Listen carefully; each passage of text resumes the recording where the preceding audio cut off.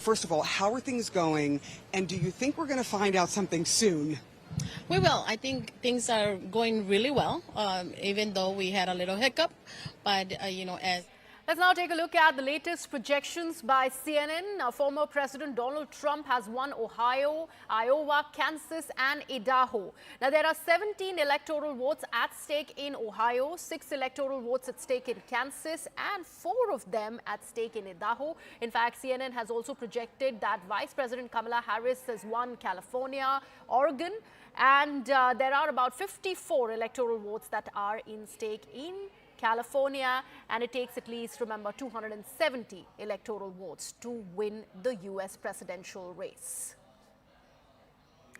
Now remember, America is waiting with bated breath, and so is the world, for the outcome of this closely contested US elections 2024. Which way is it swinging? All eyes are on the 7 swing states, but out of them, Pennsylvania, Michigan and Wisconsin, the states that fall in the Rust Belt, really become very, very important. Right now, the projections really are showing that what so far has traditionally voted in favor of the Democrats, and talking about the Rust Belt, is really swinging in favor of the Republican.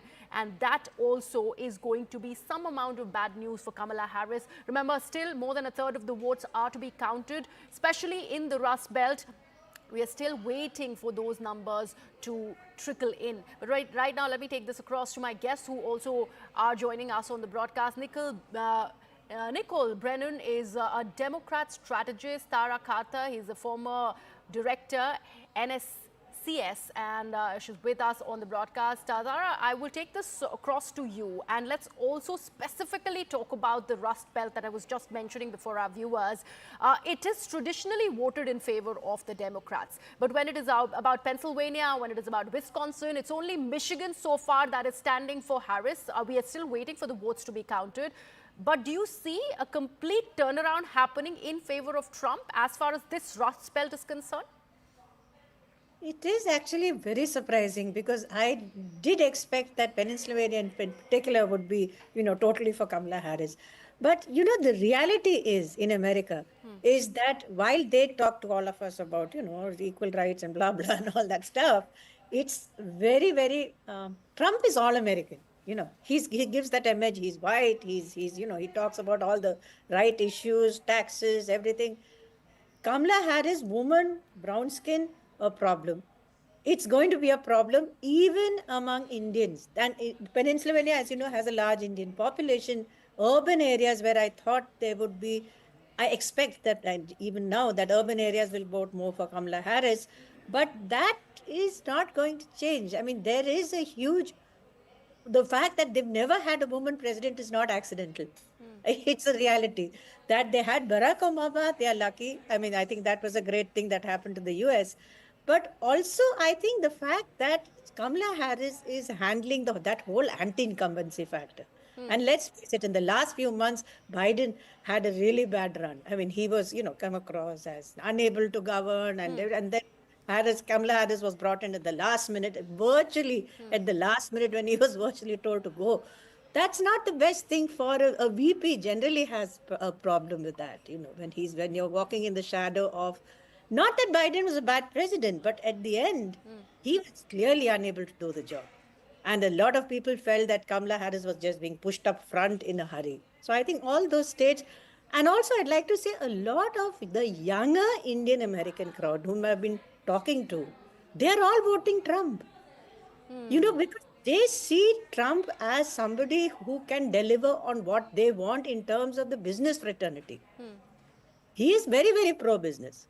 You see the fact that he's been backed by, David Mellon, for example. He's his largest backer. I mean, look at the causes that Mellon advocates. It's all, in terms of how you can make money and period. That's it. They don't care about climate change. They don't care about values. So this is actually working for the younger generation of Indians. Tara, thank you so much for sharing your views. I have Nicole Brenner also now with us, and it's interesting that we have this all-women panel at the moment. Nicole, would you agree with what Tara mentioned when it is about Kamala Harris probably being made the fall guy in front of Joe Biden, failing in the last leg of his presidential candidacy, which eventually he withdrew in favor of Kamala Harris? Do you think she's bearing the brunt of that? And how do you see her campaign so far, from how the projection really stands when compared to the former woman candidate from the Democrat Party, that is Hillary Clinton? Do you see any difference there, even if we take into account her race? Yeah, I mean, look, there's a lot of things to hit on here. Number one, we haven't called all the swing states. This is not over yet. Yes. And what the predictions were was that this was going to be in the margin of errors or in the margin of error within the polls. And that's what we're seeing. The reason that these states haven't been called is because it is so close. I don't think anybody can deny that sexism, racism is an issue here. I don't think anybody can pretend that we are not seeing the gender gap that we see because of who she is. But the difference between 2016 and now, and this will be analyzed to death, is that a lot of Hillary Clinton's campaign was about the fact that she was a woman. It was about making that history. It was that I'm with her. And that is not what the Harris campaign did. They didn't lean into, we are going to make history, we are going to achieve this. They leaned into issues. They communicated with voters about what they felt that Americans care about. And they are correct that they do. They want affordable housing. They want to be able to have child care that is affordable. They want to have autonomy over their own bodies. No one wants their freedoms taken away from them. These are things that Americans find incredibly important. But as the other panelists mentioned so correctly, she is inextricably tied to the Biden administration. She's the sitting vice president of it. And if you want to say, this is how I'm going to be a leader differently, you have to very clearly articulate that to the American people. So she was tied to it in that way. And if they felt that they needed to put some really big barriers or walls up to show how that's going to be different, they needed to be a little stronger there. But look, if this doesn't go the Democrats' way in the long run, we are going to be Monday morning quarterbacking this all day long, and it's going to be on everything. How long was she in the race? Who did she pick? What was the message in this state? So there's going to be lots of finger pointing, but we're going to need to take a look at what demographics were we successful and not successful with, and why is that? Because the Democratic Party is at its core simply the inclusive party, the one that wants you to be able to live your life without the government interference, and the one that is there for the working people of the United States, the one that knows that a middle class exists when you have strong labor unions and you give people a fair shake at work in a safe environment so they can send their kids to a good public school, get an education, and take a vacation every once in a while. So we have to figure out why the American people don't see so clearly that that's what this party is about and are voting for a party that is giving them fear and saying that's who to blame and that's why your life is bad. All right, Nicole and Tara, thank you so much for sharing your views. Let me now take this across to CNN News 18's Zaka Jacob, who's standing by live from the Kamala Harris headquarters. Zaka, we had known earlier that there was a memo that was sent out by the campaign manager of Kamala Harris, and that memo really read that they're still waiting for the returns to trickle in. How is the mood really like? Is it somber there, or it's still waiting with bated breath? Well, it's certainly more somber now than it was a couple of hours ago. Excuse me. And I think that's on the back of what we're seeing. You've seen John King on the magic wall. You've seen the CNN projections. I think it's very clear now, at least in Georgia and in North Carolina, where a bulk of the vote has been counted already. I think in Georgia, more than 80% has been counted. In North Carolina, too, more than 80% has been counted. I think it looks highly unlikely that Trump will lose those two states from this point on. It is still possible, but it looks unlikely. So if he wins both Georgia... Been counting late in the night and you're saying, hello, Detroit, hello? Yeah. It's the way it is. But, you see the Secretary of State's there, Jim is there. Again, that's nothing nefarious. It's just inefficiency, to your point about that we live in the technological age. And Jim just said, they changed the law in Michigan so you could count some of the early votes, beforehand and then release them after the polls closed. So it adds to the why. But right now, let's focus on the what, which is an 86,000 vote, almost 87,000 vote lead for the former president, again, in one of the states he flipped in. I just want to pull that out to make sure I'm right. Yes, he's leading in all three of them now. Oh, wait, that changed while we were talking. She was ahead in Michigan, and now she is no longer ahead. Now Donald Trump is in the lead. Right now, not all the votes are counted, but right now he's leading in all three blue wall states. Plus North Carolina, plus Georgia, plus Arizona, plus Nevada. We're not done with the count. We're not done with the count. But this is right now the map of 2016. That is the map of 2016, and that is the 5-alarm fire inside the Harris campaign to get on the phone. Again, we're not done, and we lived through 2020. And I want to say it again, slowly and clearly. 2020, this time of night, there were states that changed, and they were largely, Pennsylvania changed. Trump was ahead. In Georgia, things have changed. There's not as many mail ballots out there as in 2020, so I would not expect as dramatic a swing. The question then becomes, go state by state, county by county, is the math there? And, I'm trying to be fair and try to be, it's possible, it's possible. When you're leading in all of them and you're Trump, I mean, that's what you're sitting in the headquarters. So maybe they're not going to win them all, right? Maybe they're not going to win them all, but they're leading in all of them right now. And so let's just look at what happened here and come on in. Number one, it's the smaller rural counties. When they fill in, again, it's, you say, oh, that's not a lot of votes. Well, that's a lot of votes when you have it there, and then you have it here, and then you have it again here. You're getting 500, 1,000, 2,000, 3,000 in all these little counties. 120 votes there. That's only 5% reporting. You say, oh, that's not much. It's a lot when you think you're going through a state and you have all these counties. And then the question is, so what are the Democratic margins, right? You've got 83 counties in the state of Michigan. So 56%, we're about halfway through in Kent County. It's the Grand Rapids suburbs, and she's running a little bit ahead of the president there. But, Jake, the big question in Michigan is, when do those Wayne County votes come in, and what do they do to the statewide total? All right, John. Well, CNN has a major projection. CNN projects that Donald Trump will win the state of North Carolina. This is the first of 7 battleground states that we're keeping an eye on, and we are calling it for Donald Trump. What does that mean for the electoral count? Donald Trump now has 227 electoral votes. Kamala Harris has 153. 270 are needed to the win. Let's go to Trump HQ in West Palm Beach, Florida, where we find Caitlin Collins. And Caitlin, CNN is now calling North Carolina for Donald Trump. This is the first of 7 battleground states that the campaign is watching with eagle eyes. Yeah, Jake, remember when I told you a few hours ago that it was going to be seen as a gut check for the Trump campaign? Listen here.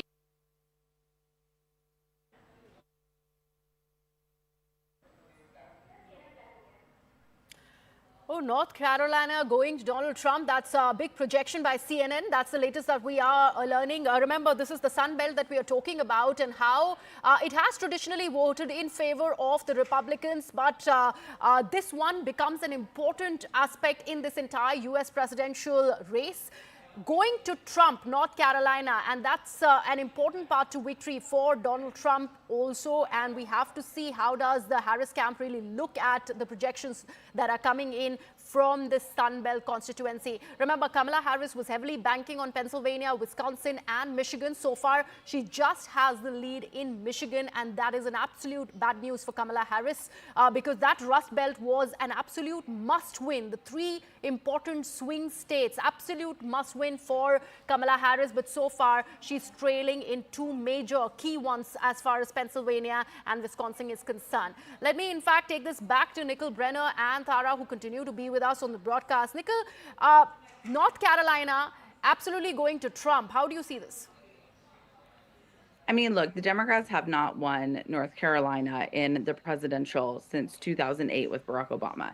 This state even came on to our map when Joe Biden decided to not run and the vice president was nominated. So, yes, it's one of the swing states in this election. Yes, we see now how close it is, but this was a new addition late in the race for the Democrats and was never a must win to get there. As you've noted, the blue wall, or as some people call it, the Rust Belt, that is the key to her victory. So it was great to be competing in North Carolina. North Carolina did have a good night in some ways. They've elected a Democratic governor this evening, which is a very big deal for the constituents there. But this was never a necessary state for her path to victory. And Tara, talking about the blue wall states, two of those still Kamala is seen trailing in that, and one of them is the one very, very big and huge state of Pennsylvania. Do you see that really swinging in favor of Democrats at all, since more than 1/3 of the votes are yet to be counted?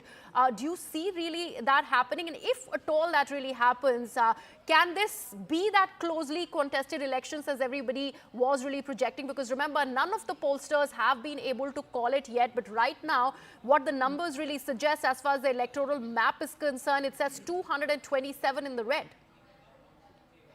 I mean, look. Sorry. Oh, sorry. Yes, Tara, please go ahead. I think it's like always they say, you can't be an astrologer in politics. It can never takes place the way you want it. But to be frank, I'm not for Trump, so I'm hoping Kamala Harris picks up on this race. She could go ahead in Pennsylvania, because that is, well, I would expect it should, because it is a state where the causes which she's flagging seems to matter. But then it's, the whole, what shall I say, you've got Trump saying that climate change doesn't exist. I mean, how can you even say that? He's saying the most incredible things. He wants to build, building the wall on immigration is probably something that will appeal to voters, because it's a very, very strong issue here in terms of the, kind of, and. But Tara, the fact that you say that Iowa has voted in favor of Trump, and there is a huge amount of Latino vote bank over there which did not vote in favor of Harris. That's what I said. I said even Indians are voting in favor of Trump. They should not, right? By all logic, they should be for immigration, but they're not.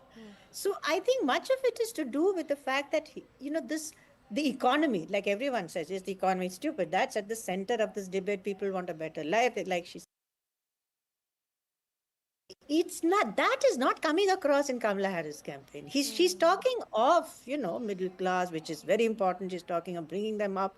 But he's saying front and center, we have to make America rich again. I'll tell you how to get rich. That is his central message. I mean, it's not in so many words, but that's pretty much what he's saying. So I think that and plus, of course, foreign policy doesn't come into these polls at all. Yes. Nobody cares. So it's all about, like we said, jobs and so on and so forth. I don't think even climate, anybody cares. It's not even an issue here. But taxes, yes. Education, yes. Housing, affordable housing, all that is, Trump is tick boxing in very unreal, some of them. I mean, if you look at the Trumpometer which someone has put up, he hasn't kept most of his promises in all these areas, but he still wins. So even if you look at the businesses, after that huge violence which happened, and everybody condemned all that, all those guys have gone back to Trump. So it's finally, like they say, it's about the money, honey. It's who's going to put money in whose pockets. Interesting point, Tara. Thank you so much. And also, Nikhil, I'd request you to stay on with us. Let's go back to CNN's live broadcast and see what are the latest projections really showing, because CNN recently has just called North Carolina going in favor of the Republicans, Donald Trump.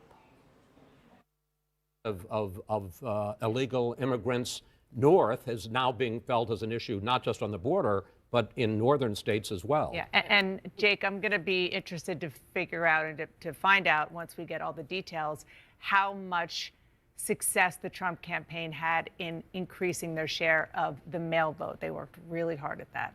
Yeah, very interesting. Let's bring you a key race alert and get you up to speed on where we are in all the states that we have not called. In Battleground, Pennsylvania, Donald Trump with 51.3%, Kamala Harris 47.6%. Donald Trump more than 212,000 votes ahead, with 82% of the estimated vote in from the great Commonwealth of Pennsylvania. In Battleground, Michigan, Donald Trump in the lead, 51.2%. Kamala Harris at 47%. Donald Trump at 98,014 votes ahead of Kamala Harris, with 41% of the estimated vote in from Michigan. In Battleground, Wisconsin, Donald Trump in the lead, 50.7% to Harris's 47.7%. Donald Trump with a 68,000 plus vote lead over Harris. with 71% of the estimated vote in from the Badger State. In Battleground, Georgia, Donald Trump up 50.8% to Harris's 48.3%. Donald Trump with 128,582 more votes than Kamala Harris, with 92% of the estimated vote counted in the state of Georgia. In the state of Arizona, another battleground, Donald Trump in the lead there, 49.8% to Harris's 49.3%. Donald Trump with a 7,588 vote lead over Kamala Harris. That's with more than half, 52% of the estimated vote in. In Nevada, Donald Trump in the lead, 73%. Kamala Harris with 26.2%. Donald Trump with a 10,985 vote lead over Harris. That's with only 2% of the vote in from from Nevada, only 2%. Boris Sanchez now has some new projections in the fight for control of the U.S. Senate. Jake, a major moment for Republicans. They have just flipped. They are expected to flip their second Democratic seat of the night, this one coming in Ohio. There, Republican Bernie Moreno defeating incumbent Democrat Sherrod Brown. Moreno, the owner of some luxury car dealerships who invested early in blockchain technology, fought to attach Brown to the Biden administration more broadly, specifically on issues like immigration. Sherrod Brown, a populist who had survived some difficult tests in his state before, cannot overcome the political headwinds he is facing. Donald Trump has now won Ohio 3 elections in a row, and it's simply too much for the incumbent Democrat to overcome. So we are projecting that Bernie Moreno is your new junior senator from the Buckeye State. Meantime, 4 Democratic polls. The first one, a historic one in New Jersey. There, Congressman Andy Kim is set to become the first Korean American ever to serve in the U.S. Senate. He defeats real estate tycoon Curtis Bashaw. Meantime, in Virginia, there, incumbent Democratic Senator Tim Kaine, a former vice presidential candidate, he's projected to defeat Hung Kao, a former Navy captain. Another Democratic poll to tell you about this one, Martin Heinrich, the incumbent senator there, seeking his 3rd term. He defeats Nella Dominici, whose father was the last Republican senator elected in New Mexico some 20 years ago. Another Democratic poll to project for you, this one coming in the state of Washington. There, Democratic incumbent Senator Maria Cantwell wins her 5th term as she defeats Raul Garcia, an ER doctor.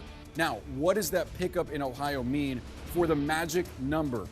We started out the night with Republicans needing to pick up 2 Democratic seats to take control of the chamber. With West Virginia and Ohio, they have hit 2, and now they're seeking to pad those numbers. Currently, as we speak, Republicans are leading in 4 seats currently held by Democrats. Let's get you an update on where those are right now with some key race alerts. These are live results coming into CNN.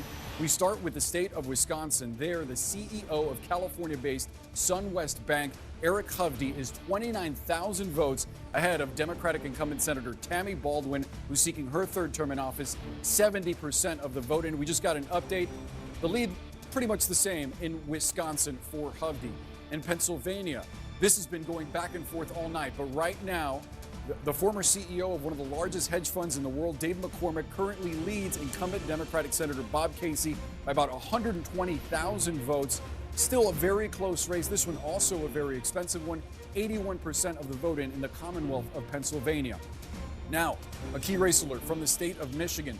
This one has been close all night as well. Former Republican Congressman Mike Rogers currently leading current Democratic Congresswoman Alyssa Slotkin, 48,000 votes. Rogers ahead of Slotkin, 40% of the vote in the Wolverine state. So let's take a look at the balance of power in the U.S. Senate, the raw numbers. What does this mean? Democrats hold 40 seats. Republicans, with those 2 pickups, hold 49, 11 seats remaining to be determined, Jake. Obviously, you need 51 for control of the chamber. All right, Boris, thanks so much. And CNN can make a projection. CNN projects that Washington State, as expected, will go to Kamala Harris. Washington State, with its 12 electoral votes, to the Democrat, Vice President Kamala Harris. Let's look at the electoral map right now. Donald Trump has 227 electoral votes. Kamala Harris has 165 electoral votes. 270 are needed to win. We are waiting for more votes in the big 3 blue wall battlegrounds of Pennsylvania and Michigan and Wisconsin that both campaigns are watching very closely right now. A total of 6 top battlegrounds remain undecided as we get later into this election night. Stay right here for the next big rollout of votes. Right now, we're going to squeeze in a quick break. Stay with us. So that's the latest projection by CNN. Washington state goes to the Democrats. It's a win for Kamala Harris from there. That's traditionally voted for the Democrats. Keeping an eye on the latest projections at the moment. But right now, going into a very short break.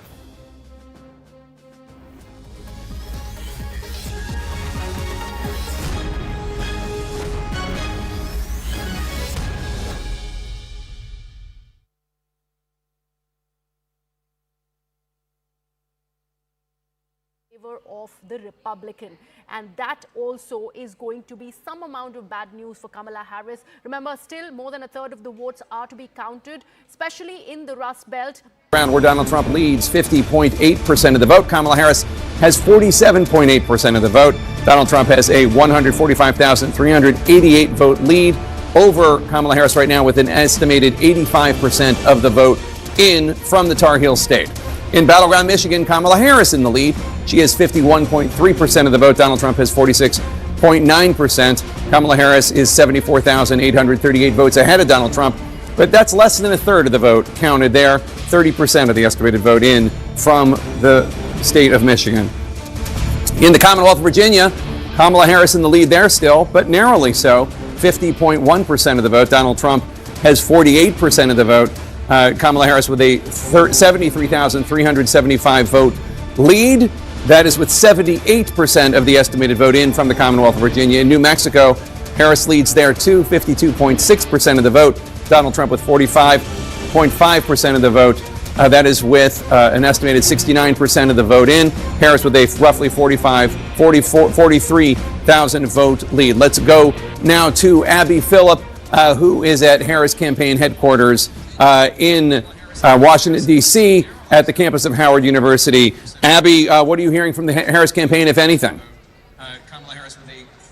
Yeah, Jake, we actually just got a pretty significant update from the Harris campaign campaign manager, Jen O'Malley Dillon, who sent out a memo to her staff tonight laying out what they see ahead in the coming days and hours, and my colleague Jeff Zeleny is here with me. The memo essentially says, Jake, that the returns are coming in slowly. They still see their path, but that path is largely going to be through the blue wall, as Jeff and I were just discussing. The key point that Jen O'Malley Dillon is making is that this is a close race. This is the close race that they have been expecting. She says to her staff, we are built for this. Let's finish the night out. We will see you tomorrow. They are not expecting this to be wrapped up tonight. They are not, because the margins are so small. And just reading from that memo, should we have known all along our clearest path to 270 was through the blue wall states? And again, they point out the cities we were talking about, Milwaukee, Detroit, and of course Philadelphia. Abby, a central question hanging over all of this, and indeed the crowd here waiting behind us, is Vice President Harris going to address the crowd? That is a possibility. We will see in the coming days as we hear some helicopters overhead here. We will see. But the bottom line is they know this is a close race.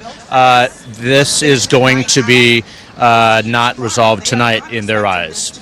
Yeah, Jeff, this is a critical moment, I think, for the Harris campaign to show where they get to 270. And Jake, it looks like they are not foreclosing really on anything in the map right now that is not called. They're still waiting for the polls to close in parts of the Sun Belt, for those results to come trickling in. But again, it's the blue wall again. It is it's Pennsylvania, it is Wisconsin, and it is Michigan, where the best chances are for Harris to get to that.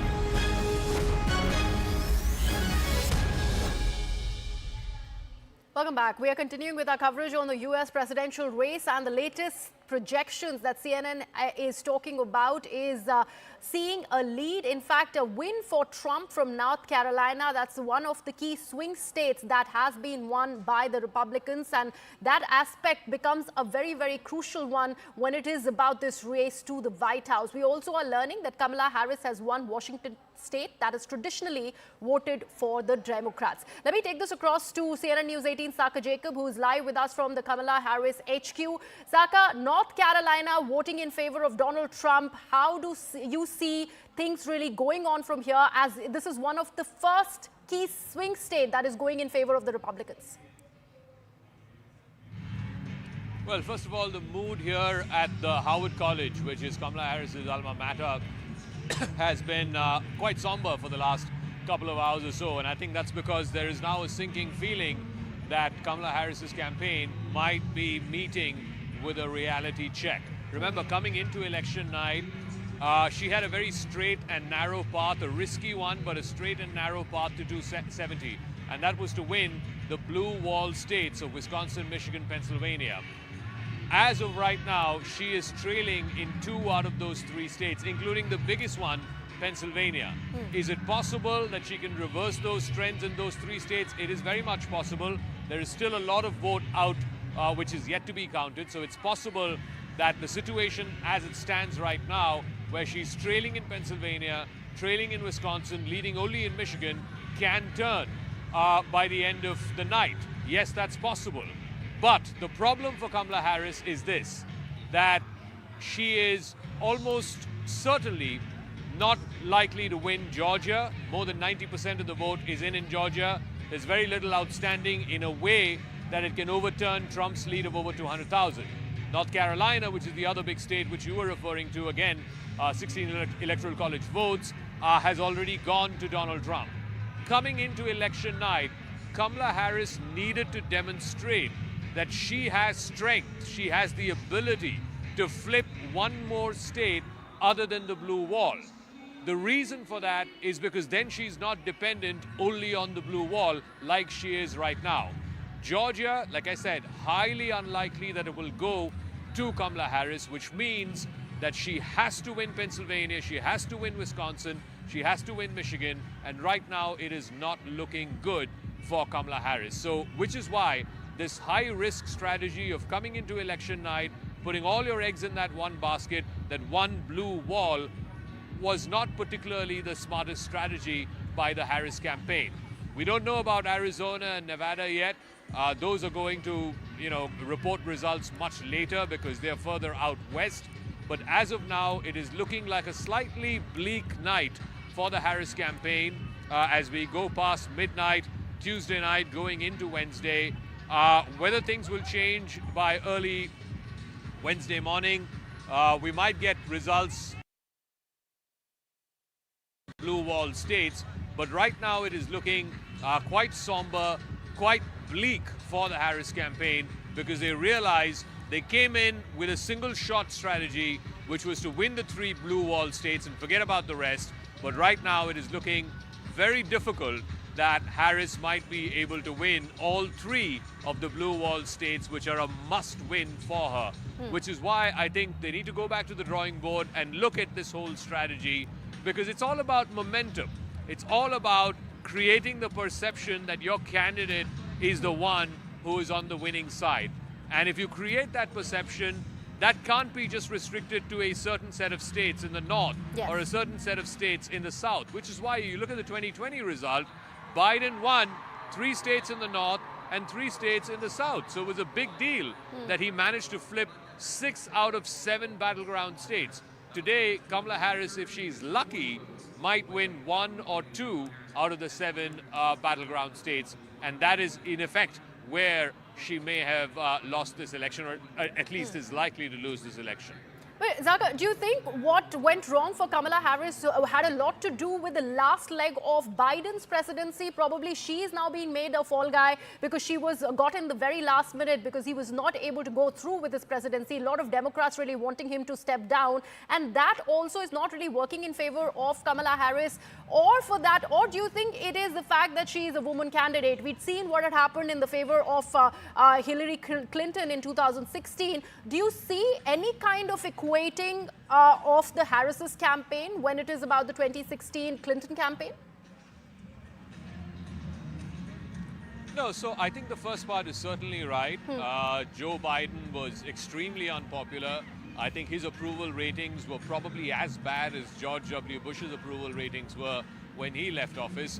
And Biden simply, did not give enough time, I reckon, for Kamala Harris as the Democratic challenger to try and put up a fight against Donald Trump. Donald Trump also very cleverly tied both Biden and Harris together to the same ticket. So he basically made the case to the American people that Kamala Harris just can't wash away her responsibility from the mess that America finds itself in, or at least a large majority of the voters seem to find America in a bit of a mess.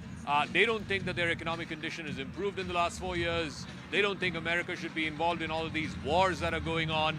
And Trump and his team very, very astutely linked Kamala Harris to the Biden ticket, to the Biden record.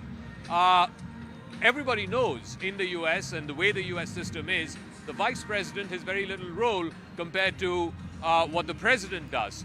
Unfortunately for Kamala Harris, she was caught in this whole difficult situation where on the one hand, she didn't want Biden's sort of tarnished legacy record on herself, and yet at the same time, she couldn't be seen as completely distancing herself.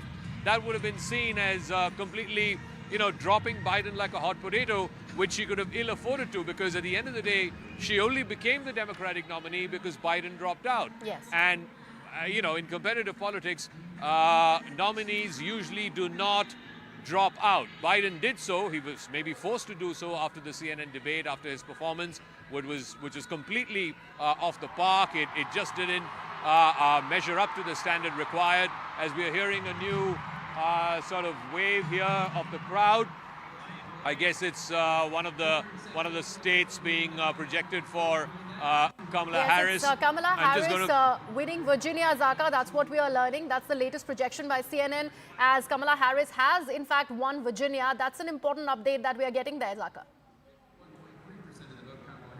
And I guess the noise is because we are on the border of Virginia. We're in Washington, D.C. This is the tri-state area. It's Washington, D.C., Maryland, and Virginia. Virginia was a blue state.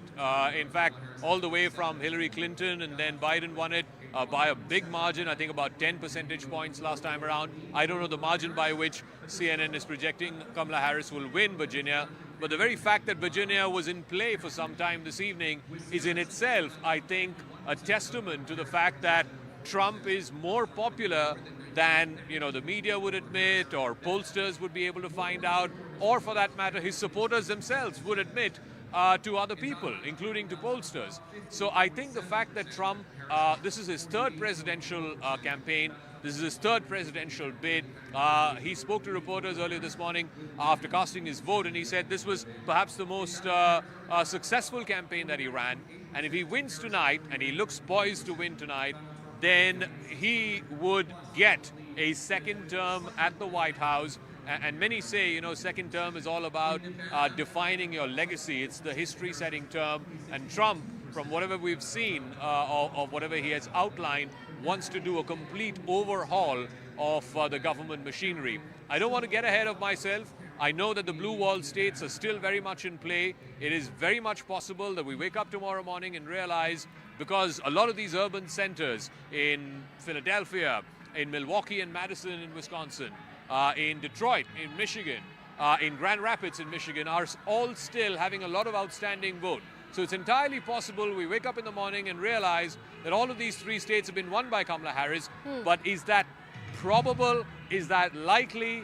I don't see that happening, given what we've seen in Georgia, given what we've seen in North Carolina, and given what we're seeing right now in both Pennsylvania and in Wisconsin, where two big blue battleground states where Kamala Harris, it's a must-win for her. Yes. She's trailing Trump in both of those states right now.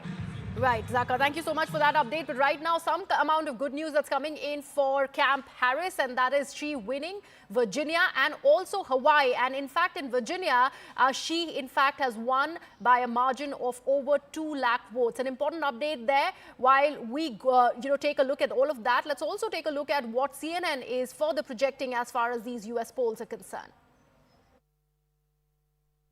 You go there in 2024. So that's the one, it's just a dramatic change when you come here. And so Donald Trump is remaking the map again at the moment. And the question is there any way for Harris to come back? Again, we've given Donald Trump North Carolina. So let's see where we are in Georgia. If Donald Trump also carries Georgia, the vice president cannot afford to lose Pennsylvania. Yes, Nevada's out there, Arizona's out there, Michigan and Wisconsin are out there. 19.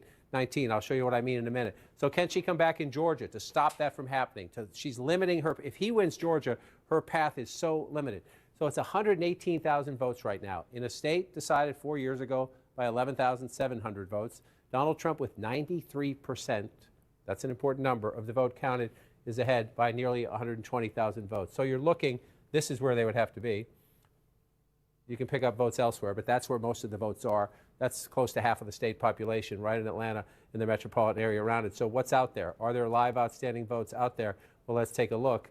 The answer is yes. Let me get rid of the coloring so you don't have to see that. The answer is yes, they're out there. You're at the point now where you're talking about drawing to an inside straight flush, essentially. You need these votes to come in overwhelming numbers for you. But you do see there's the mathematical possibility. This is why the Harris campaign is on the phone. This is why I assume Donald Trump has not come out yet to say anything, because he's hoping that this one comes off the board as well. You're looking at the math right there. It's possible. So we're waiting for more votes in Georgia. So then you come up, Jake, and we'll look at the blue wall states in a minute to see if any of the math is changing. But if you look at the map right now, you would so much rather be Donald Trump than the vice president. All right, and we have a projection, John. CNN can project that Kamala Harris will win the Commonwealth of Virginia. Commonwealth of Virginia, with its 13 electoral votes, will go to the Democrat Vice President Kamala Harris. What does that mean for the electoral math? Let's take a look. With 270 electoral votes needed to win, Donald Trump is only 40 behind that with 230.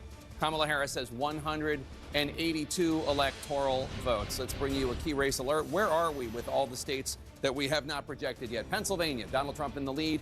51.3% of the vote. Kamala Harris, 47.6% of the vote.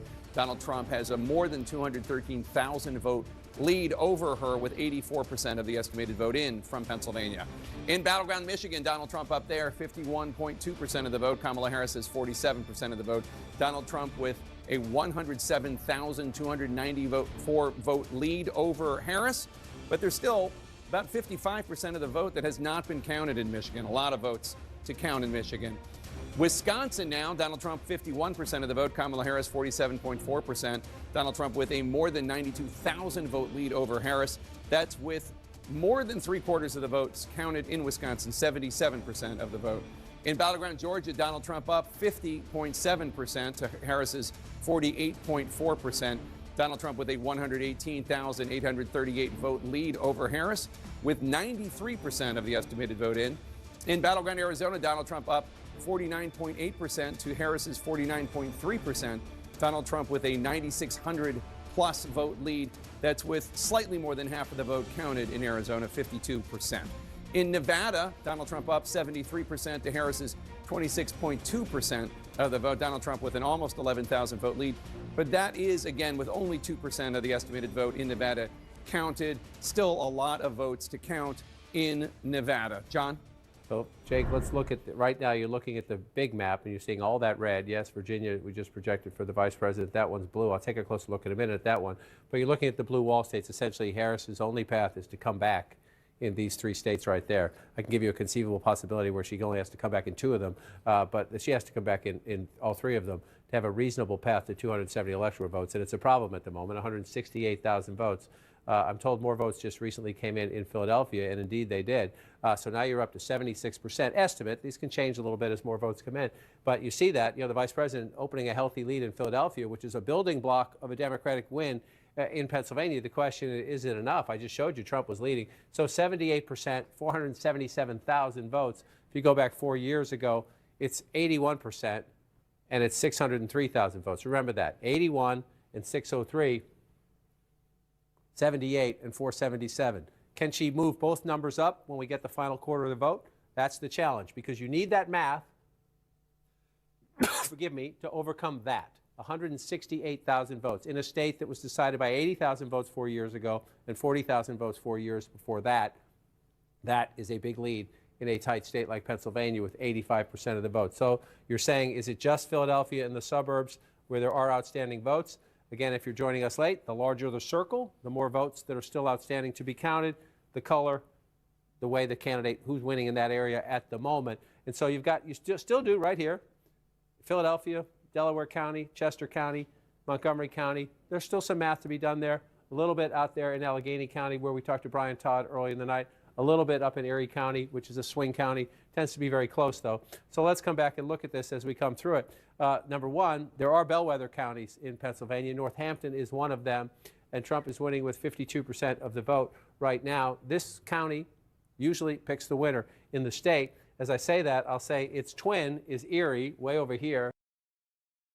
Not its twin, then for Trump, then for Biden. Erie and Northampton, 2 of the 25 counties that did that. At the moment, the vice president is leading in Erie County. In the last campaign, it was Vigo County, Indiana. Their streak of picking the winner went off the board. We'll see if the 2 swing counties in Pennsylvania split as this election goes through. But if you're looking at this map right now,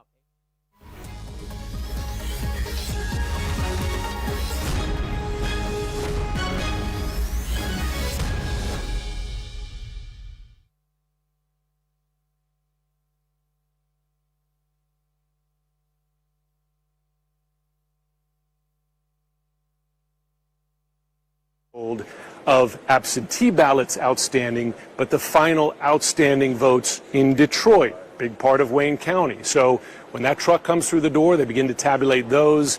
That gets us to the point where they're going to have, in effect, all the votes they need to count and get to that point where they're going to be ready to report those final figures. We were told it could be in the next few minutes. We'll be watching. We'll report back when it happens. But that could be the point when you get that big batch reported publicly. All right, Jim Sciutto in Detroit, Wayne County. And you were noting that we don't have Wayne County to the granular level, that we can't see Dearborn and other places where there were a lot of uncommitted votes during the Democratic primary. But just to remind our viewers, during the Democratic primaries, as a protest of President Biden's support for the Netanyahu government of Israel and its war on Hamas in Gaza, 100,000 Democrats voted uncommitted, as we presumably most of them as a protest vote against Biden for that issue. Yes, absolutely, and most of them were located here in Wayne County. Again, you have Detroit, progressive city, but also Hamtramck and Dearborn, just to the north and to the west. Large pockets, Arab American communities there that are very angry at the White House. And then the next one, you come out here again. This is Washtenaw County, where I've been 4 times, maybe 5 times, no 4, in this election, to go to the University of Michigan and talk to people out there. And again, we're at 71% right now, so the numbers can change, but she's at 66%. This is Ann Arbor, University of Michigan. Again, you have a big college campus. It tends to be a very liberal pocket, progressive pocket. You're saying, wow, 65% of the vote, 66 if you round up, that's great. Oh my God. 73%. And the math, 157,000.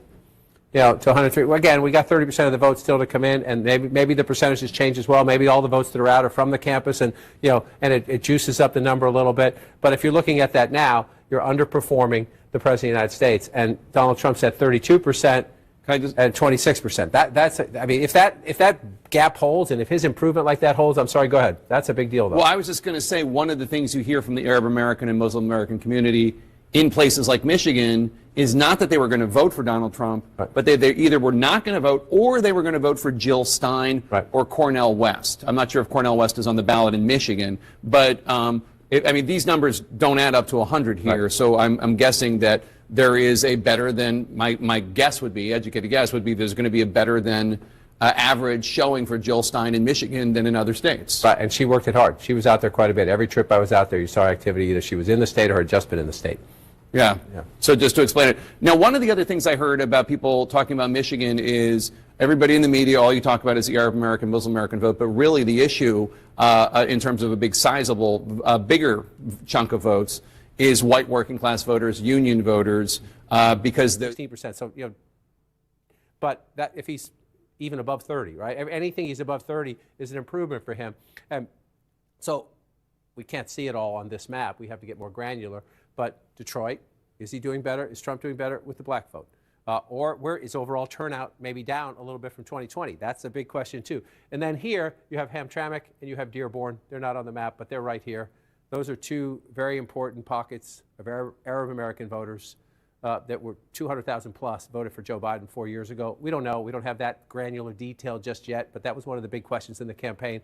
Spent a lot of time on my trips at Wayne State campus, younger voters, a lot of Arab and Muslim students at Wayne State, and a lot of young progressive students at Wayne State. Did they lose the youth vote there? A lot of the questions. Now, I'm raising questions that we'll answer in more detail tomorrow and next week and the week after that when we have final results. But if you're 158,000 votes ahead, only halfway in Michigan, I mean, I hate to say it, but you're looking at this and that's the best of the 3 blue wall states. Let's go to Wayne County right now. Let's go to Detroit, where we find Jim Sciutto, who has an update on the vote count there. Jim? Jake, there have been a lot of questions and some consternation as to why we haven't seen more data from Wayne County yet. And I just spoke with the Secretary of State, Jocelyn Benson, and we believe we have the answer here. I asked her quite specifically, and she said the reason is that Wayne County, in part, given all the scrutiny on this county as it impacts the outcome of the election in this state, is not reporting partial results. It's waiting until it has either all or the vast majority of those results in before it, in effect, gives that batch and makes it public. And I just want to highlight one point that's going to happen in the next hour, perhaps even the next few minutes. A nondescript U-Haul van is going to drive in one of these doors behind me here with the last remaining outstanding absentee ballots in Detroit, part of Wayne County, about 4,000 we expect. That's the final batch, not just, we are told, of absentee ballots outstanding, but the final outstanding votes in Detroit, big part of Wayne County. So when that truck comes through the door, they begin to tabulate those. That gets us to the point where they're going to have, in effect, all the votes they need to count and get to that point where they're going to be ready to report those final figures. We were told it could be in the next few minutes. We'll be watching. We'll report back when it happens. But that could be the point when you get that big batch reported publicly. All right, Jim Sciutto in Detroit, Wayne County. And you were noting that we don't have Wayne County to the granular level, that we can't see Dearborn and other places where there were a lot of uncommitted votes during the Democratic primary. But just to remind our viewers, during the Democratic primaries, as a protest of President Biden's support for the Netanyahu government of Israel and its war on Hamas in Gaza, 100,000 Democrats voted uncommitted, we presumably most of them as a protest vote against Biden for that issue. Yes, absolutely, and most of them were located here in Wayne County. Again, you have Detroit, progressive city, but also Hamtramck and Dearborn, just to the north and to the west. Large pockets, Arab American communities there that are very angry at the White House. And then the next one, you come out here again. This is Washtenaw County, where I've been 4 times, maybe 4 times, maybe 5 times, no 4, in this election to go to the University of Michigan and talk to people out there. And again, we're at 71% right now, so the numbers can change, but she's at 66%. This is Ann Arbor, University of Michigan. Again, you have a big college campus. It tends to be a very liberal pocket, progressive pocket. You're saying, wow, 65% of the vote, 66 if you round up, that's great. Oh my God. 73%. And the math, 157,000.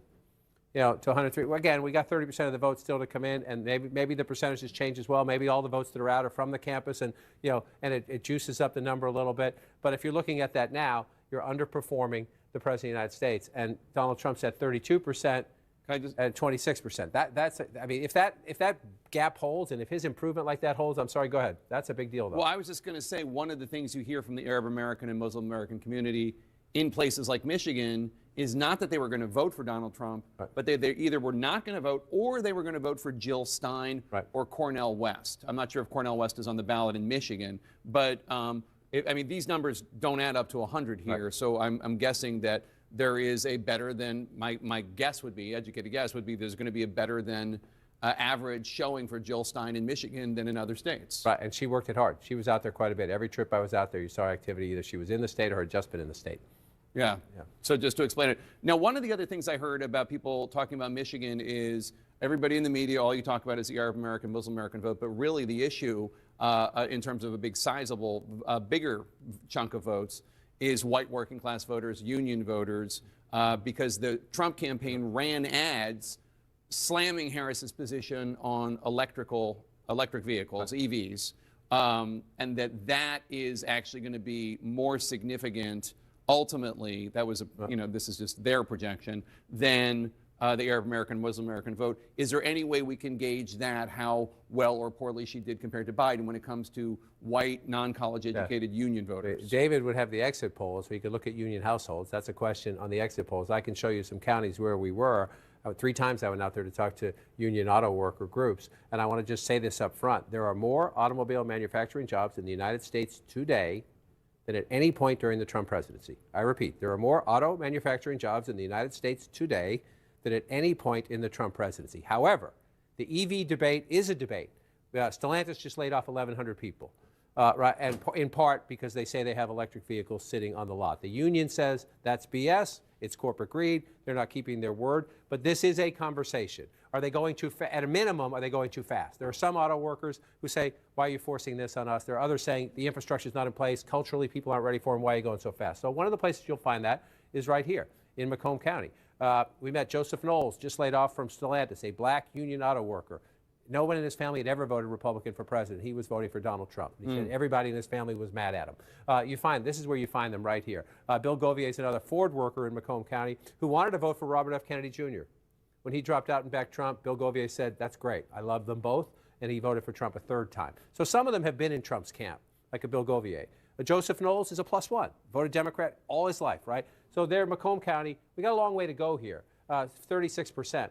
But Trump at 58, when you round that up, Trump at 53 right there. So again, we'll see if that sustains itself. Yeah. And the Biden number at 45, the Harris number at 40. If that's the number at the end, then it's very hard. Well, to there see you it coming go, back and in you can Michigan. see why, and not all of that change is from that one issue or that one demographic I described, but that is quite significant if it holds. Let's go to Pamela Brown at the voting desk. Let's jump to Wisconsin if we could, because Pamela wants to talk about Milwaukee and what's going on there. Pamela? Yeah, I've been talking to officials there, Milwaukee County as well as the city. Let's look at Milwaukee County right now.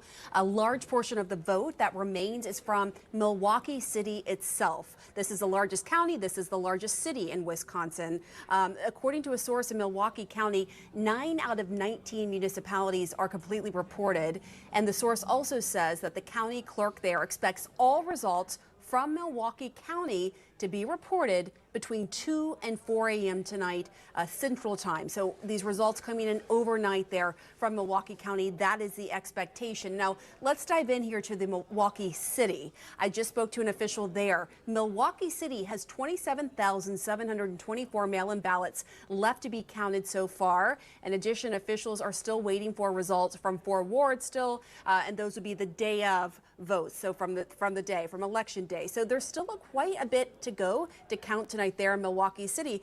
For context, 69% went for Biden in 2020. And as I mentioned, this is the largest county in Wisconsin. So we're keeping a close eye on this. All right, Pamela, thanks so much. Let's take a look at Wisconsin as long as Pamela drove us here.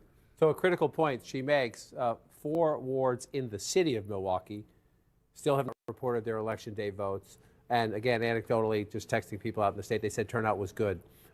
They weren't saying great or gangbusters, they were saying good. So you wait. But again, so we're waiting for the city. This is Milwaukee plus the suburbs around it. The county is what you see here. But she's at 66% and Joe Biden's at 69%. So when those city of Milwaukee votes come in, that not only does that percentage need to move, but that math needs to change quite significantly if you're trying to make up that. Now, 96,000. That's better than 150,000, right? Simple math, people. We always say politics can be very complicated. Sometimes it comes down to basic arithmetic. Are there enough votes still out there to overcome a 96,000 vote lead? And so if Pam says 4 big wards are still out in Milwaukee City and there's a little bit more in Milwaukee County, the answer is maybe, right? Again, you're getting to the point where you're drawing to an inside straight flush, but maybe. So then you look around in other Democratic areas, and again, Eau Claire, she's getting 55% of the vote. I just want to compare that. Same thing. That's okay, a little better maybe, but it's not a ton of. It's just not a ton of people there. Then you come down to La Crosse. You're looking at the blue areas and you're saying, is there anything? Not much left, right? It's not a huge swing anyway. So even if you pick up some votes, you're not picking up a ton there. So if you're looking at this map now, I just want to check what was our percentage here? 95% in Dane County, and these other blue counties around it. I'll hit them for you. You just see they're pretty small population-wise. I mean, not tiny, but again, you're at 95% Rock County, 95% Greene County. 92% Lafayette County. That one is a little bit smaller. So again, the math's getting really hard if you're trying to figure out, can Harris come back in Wisconsin? And I would say simply that it comes down to that, and those Milwaukee precincts that are out better be gangbusters. May I do a personal prerogative? May I see the Commonwealth of Pennsylvania? We haven't checked in there in a while, and that's obviously a place near and dear to my heart. And I have questions about it. One of them is Allentown, which is blue right now. Allentown, the city of Allentown is 54% Latino, 54%, and Pennsylvania, as we've discussed, has the 3rd largest Puerto Rican population on the mainland behind only New York and Los Angeles. I mean, New York and Florida. So my question is, how is she doing in this Latino area compared to Joe Biden 4 years ago? Again, cannot go granular just into the city of Allentown, but right. you can look at Lehigh County here, right?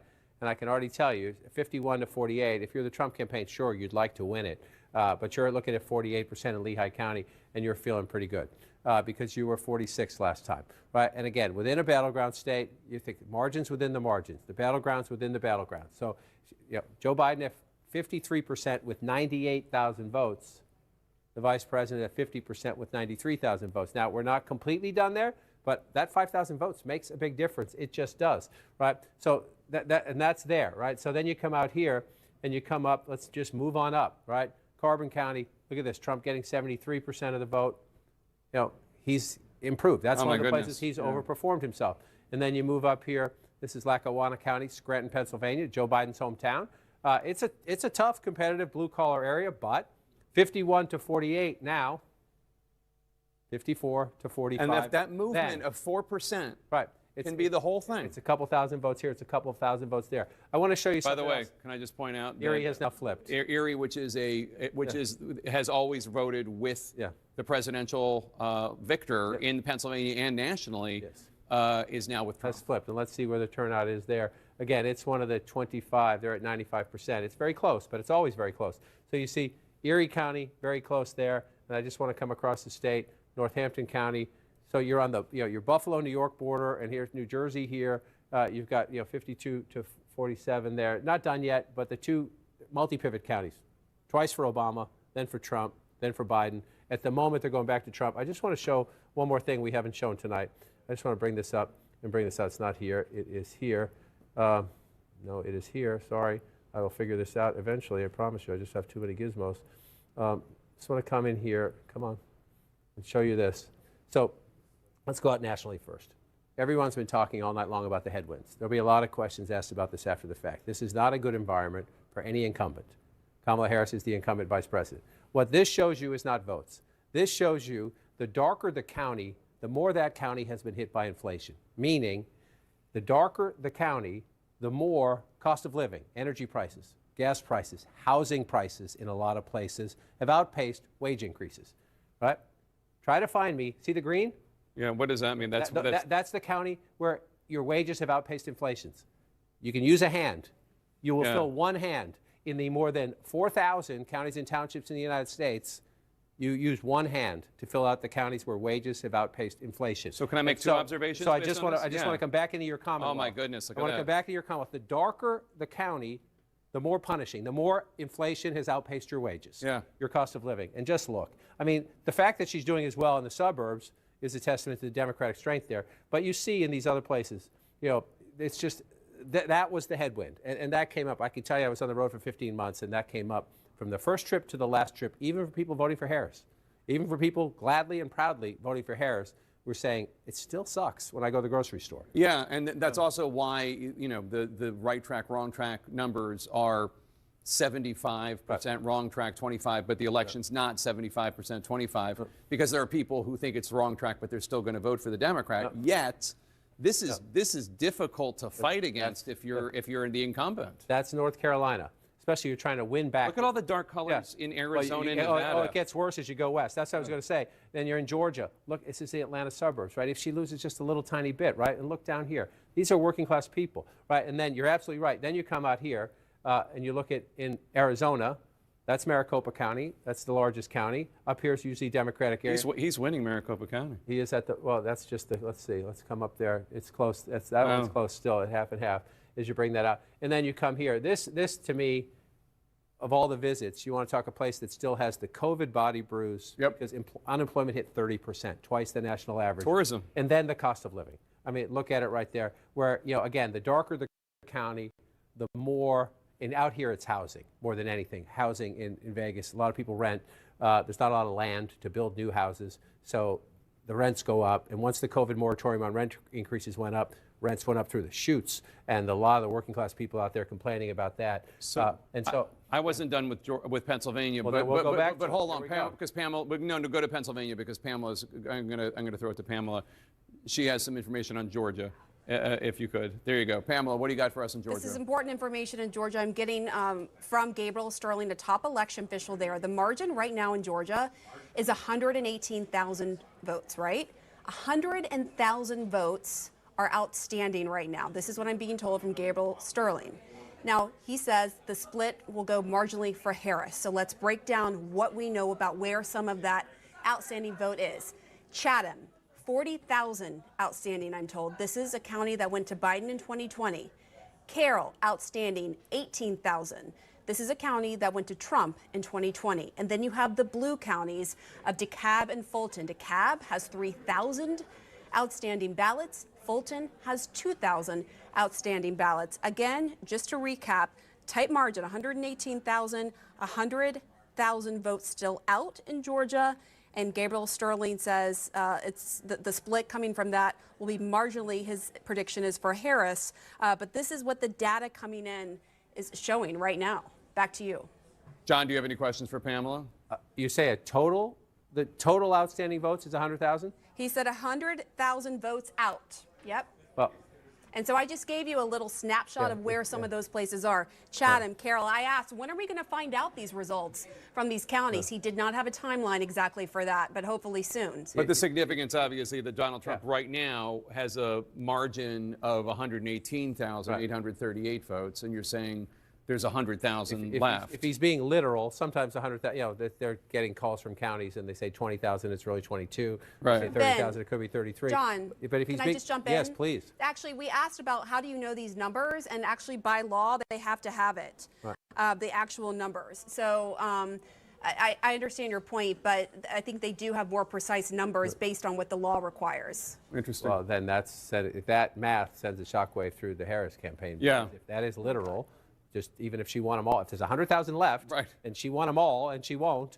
he's 118,000 She votes said ahead. marginally for Harris, which means probably like 53-47 or something along those lines. Interesting. Well, we'll have the decision desk talk to the people in Georgia. Can I go back to Pennsylvania just for 1 second? I want to look at Philly for a second because it was so important. It's so important for every Democrat to drive up the margins here. Harris is with 78% reporting. Harris is at 78.1%. to Donald Trump's 20%. We've already talked about this. This is a better performance by Donald Trump than in 2020 and also in 2016. So watch where he is, right? You could look at it either way. He was at 18%. Now he's above 20%. If we go all the way back in time, 21 the state, he was at 15%. The third-party candidates mattered a little bit there, more statewide than they did in Philadelphia, but a little bit. So look at, you just track Donald Trump in Philadelphia, right? Philadelphia, 15%. And 108,000 votes in 2016, 18%, 132,000 votes in 2020. We're not quite done in 2024, but it's a lower vote count. It's the margins. Because we're not at 100 yet, this down. Yeah. If he keeps that number, he's got that's going to pass the last one. Absolutely. The margins, again, she's at 78%. And there are some places that are swing counties, and you're fighting to move them. When you're starting a plan to run for president, and you know how deep Trump's support is across Pennsylvania, you know you have to do it here. You just have, it's math. It's math. I mean, 30% of the state population lives right here. Yep. Right here. So if you're going to offset that, you just got to run it up. You just got to run it up here. And she's at 78%. He was at 81%. This will be the conversation. If this plays out the way it's going right now, this will be the conversation in the Democratic Party, is what's happening in urban America, both in terms of the numbers, the turnout, the math, and the percentages. So I read this in an exit poll, and whoever is listening from the exit poll desk, Challian or whoever, if I get this wrong or if there's been an updated number, please let me know. But it said black men in Pennsylvania, in 2020, 10% went for Trump. In 2024, 25% went for Trump. Black men in Pennsylvania more than doubled for Trump. Well, if that number's true, I mean, after every election, you have the conversation, right? After 2016, it was what's happening to Democrats. I mean, it was already happening, but Trump put on steroids the Democrats' problem with white working-class people who work with their hands. And now I would say, take the white out of that. Take the white out of that. It's just about working-class people. The gains among black men, the gains among Latino men are among people who work with their hands, who have been punished, the conversations that strike you from 15 months on the road is, I could afford a new car, But then if any prices go up, I can't take that loan. Like I cannot put, there's no way. So you're asking your mechanic, can I keep this thing on the road for a little bit longer? And your Christmas time, you're telling your kids you're getting one gift, not two. Or we were going to try to go to Disneyland, but we're not this year. Yeah. We're going to go to the amusement park, that's a couple hours away by car, but we're not going to Disneyland or some big thing like that. These are the conversations you're having in state after state after Eyes are on the key 7 swing states, and right now what CNN is projecting, all of them seem to be going to the Republicans. In fact, the 3 blue wall states also are right now tilting in favor of Donald Trump. Which way will it swing? Because a lot of those votes are yet to be counted, especially in Pennsylvania, in Michigan, and in Wisconsin. We are keeping an eye on that. Let me take this across to James Russell, who's Associate Professor, Department of National Affairs, who's joining us on the broadcast. Mr. Russell, thank you so much. Let's talk about the blue wall states initially that have not really been working well for Kamala Harris. Do you see her path to victory campaign really going all wrong when she was concentrating on just these blue wall states? Well, it's difficult to say, of course, but the short answer is that this offered her the only path available, I think. I mean, you can see from the map of America, of red state America, that the key for any Democratic candidate is the eastern seaboard, the western states, and the blue wall states in the middle. And this really offered her the only chance to replicate, of course, what Biden did 4 years ago. So I don't think you can question her emphasis on trying to win these states. And as the problem being, of course, as the CNN reporters have been telling us all night, yes, Harris has simply been underperforming what Biden did 4 years ago, and Trump has done better. Erie County, for example, in Pennsylvania, which is this sort of mixed county up in, that's sort of emblematic of the way things have been going for Trump over the evening in states like North Carolina and Georgia and Michigan. And he has won Georgia, Mr. Russell. We are learning that this is the latest projection by CNN that Trump, in fact, has taken Georgia. Yeah. So I think the election at this point is effectively over. I mean, of course, we haven't gotten to a victory yet, but it looks almost certain that Trump is going to be returning to the White House. So you wouldn't say that this is still very early to call because you are putting it out there in black and white that it is a Trump victory after all that we are looking at, even though there are about so many votes that are yet left to be counted, especially in these blue wall states of Pennsylvania, Michigan, and Wisconsin. Yes, it's true, but Harris has to win every single one of these states, and it doesn't look like she's going to. For example, she's too far behind, I would think, in Pennsylvania, and she's having problems in Michigan and Wisconsin, and Trump just has to win one of these at this point. And I think the math is against a Harris victory at this point. And I think that's the lesson of the evening, which is that Trump has outperformed what the polls suggested he was going to do, and like 8 years ago, he's basically replicated a lot of his performance from 8 years ago when he was running against Hillary Clinton, winning in these places like Pennsylvania, for example, which have been close but have gone Democratic in most of the elections. So I think it looks pretty bleak for the Harris campaign at this point. And Mr. Russell, even that race card that Kamala Harris sort of was playing and, probably leading with her African-American heritage really is not really working for her, because if we specifically talk about Pennsylvania, and we were just hearing our CNN colleagues, and they were talking about how the black men in Pennsylvania have really doubled as a vote bank for Donald Trump in Pennsylvania. I think this has been an issue for the Democrats for the last couple of months, and they've done in their own internal polling that they were showing this, and so they sent out Barack Obama, for example, to go into the black areas and lecture the black men about voting for Kamala. But the fact also is it's not just black men; it's also white men. The reality, I think, of the politics in America today is that a majority of the voters are not ready to send a woman into the presidency. And I'm ashamed to say that as an American, but I think this worked against her. I think it motivated male voters to come out and vote against her. And I think it's awful to say, but again, the Democrats were focusing upon this a couple of months ago because their internal polling numbers about black men. Biden was carried 90% of black male votes 4 years ago, and these kinds of things, as I said, in elections that are going to be this close as they are this time around, they've worked against Harris, which is a great sadness, but there we are. Right, James Russell, stay on with us and hold that thought over there. Let's go back to CNN and see what the latest projections now are learning of.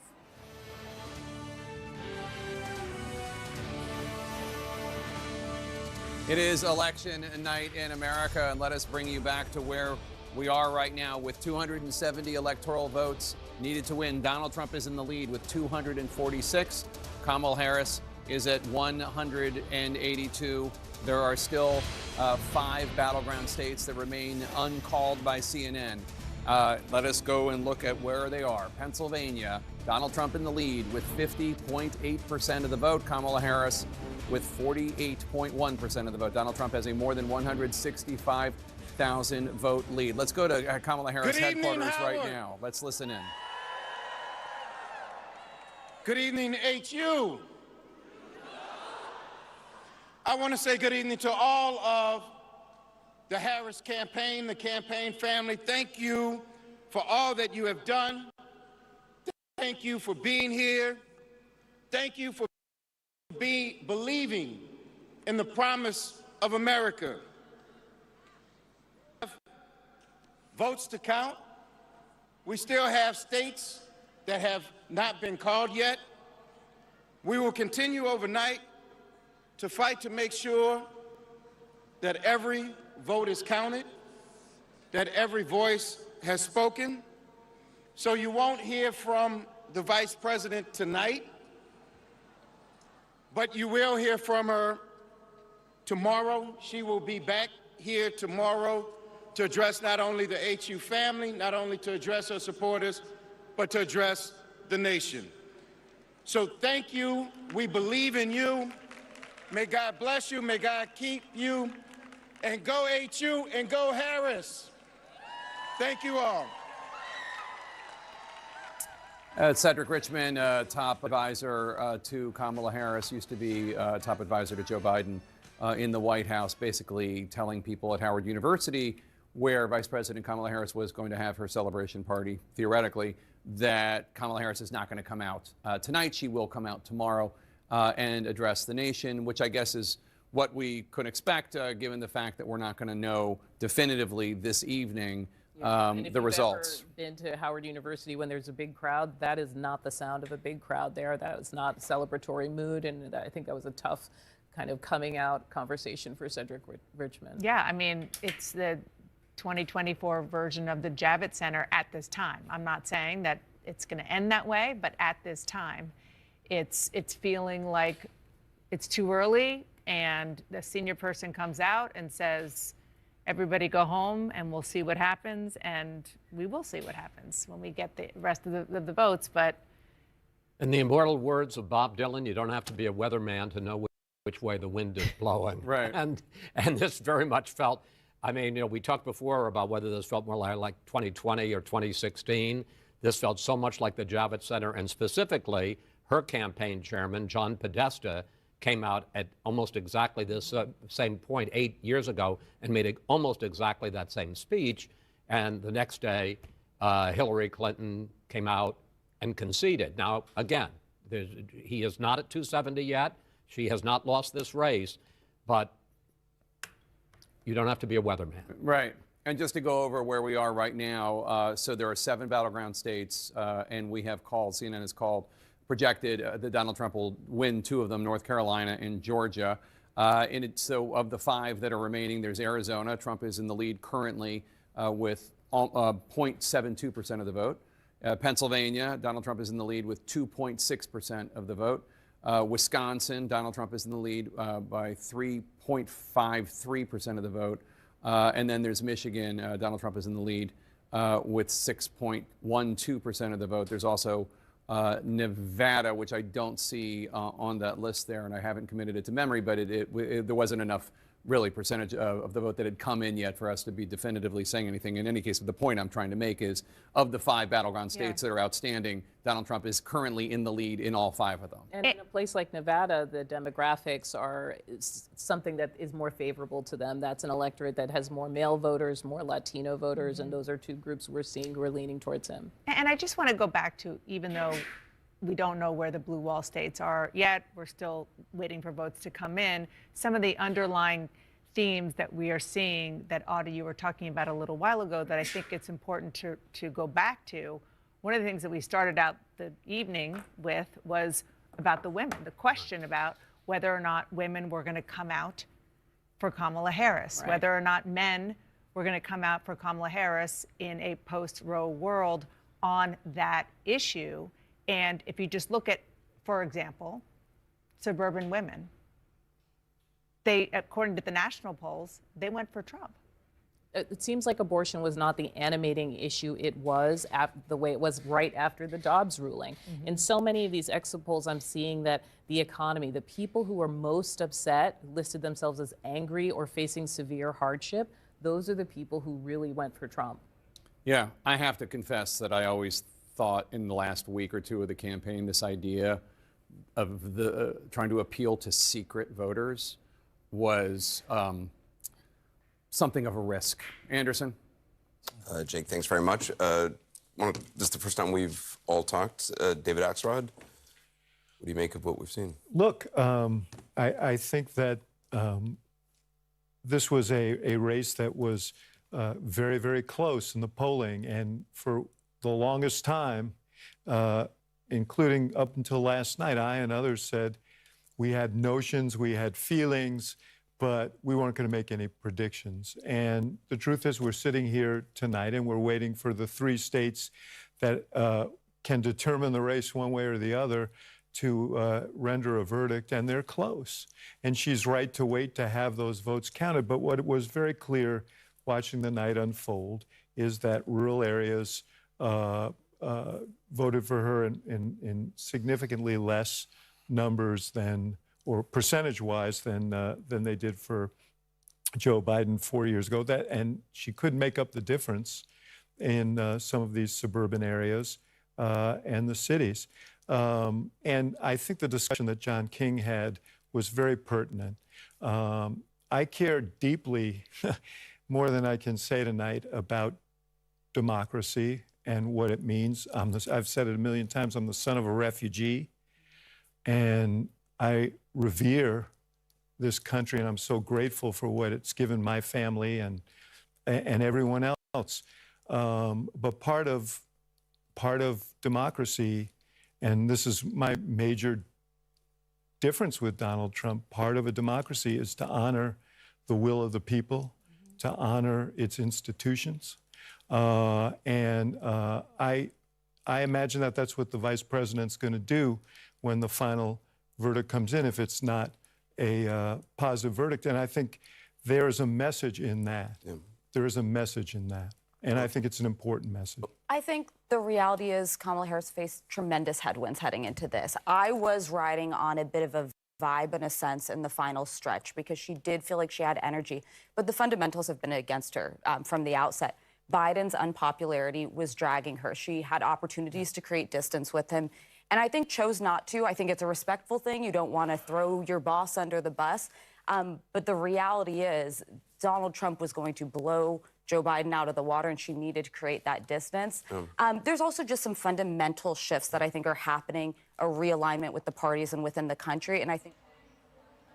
All right, let me take this back to my guest on the broadcast, James Russell, who continues to be with us. James, we were just learning of, where are the stakes really in favor of Donald Trump at the moment, and how most of the people there at CNN and also our colleagues talking about how the unpopularity of Joe Biden has dragged Kamala Harris, and that's really speaking much about her campaign. In fact, for her campaign manager and one of the senior person from the Kamala Harris campaign really coming out there and saying that she will not be addressing the gathering at the Kamala Harris HQ really says a lot. And while we learn of that, we are also learning how Donald Trump is already headed to that watch party, and his address to his supporters is almost imminent. Yes, right. Mr. Russell. Yes.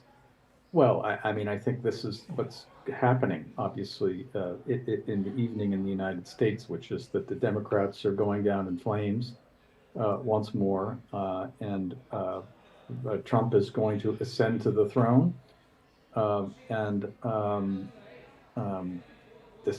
a replay of 2016, very much so, and so. This is what you would have expected to come out of the Harris spokesperson, and it does not. They haven't been getting any good news all night. There were all kinds of hopes coming into this election evening that she was going to be close in places like North Carolina and Georgia, and the truth is they weren't. And there was this hopeful poll in Iowa the other day that had her up, and she got swamped in Iowa. And so,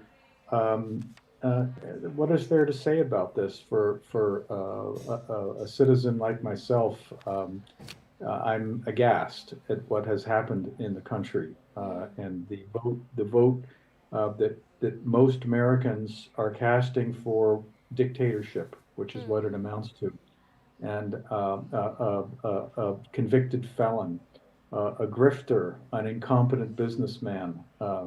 Who doesn't have the best interests of the American people at heart, and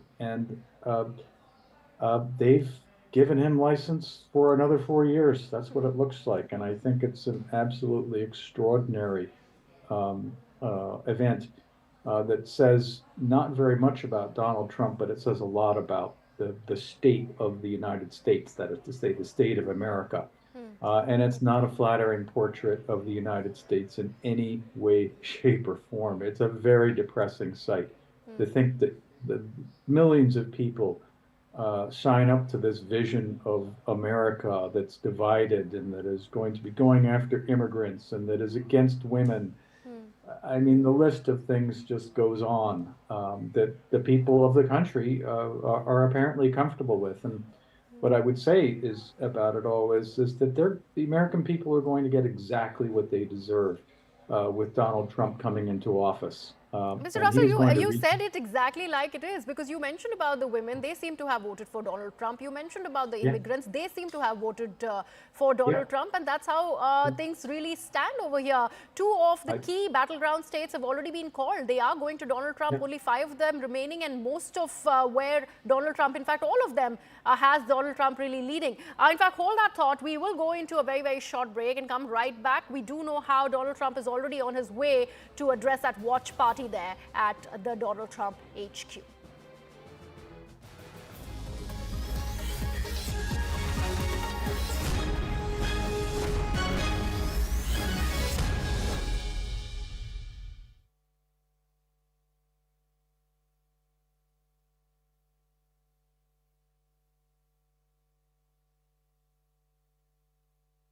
$1,242 vote lead. He suggests, as far as the electoral map is concerned, it says 227 in the red.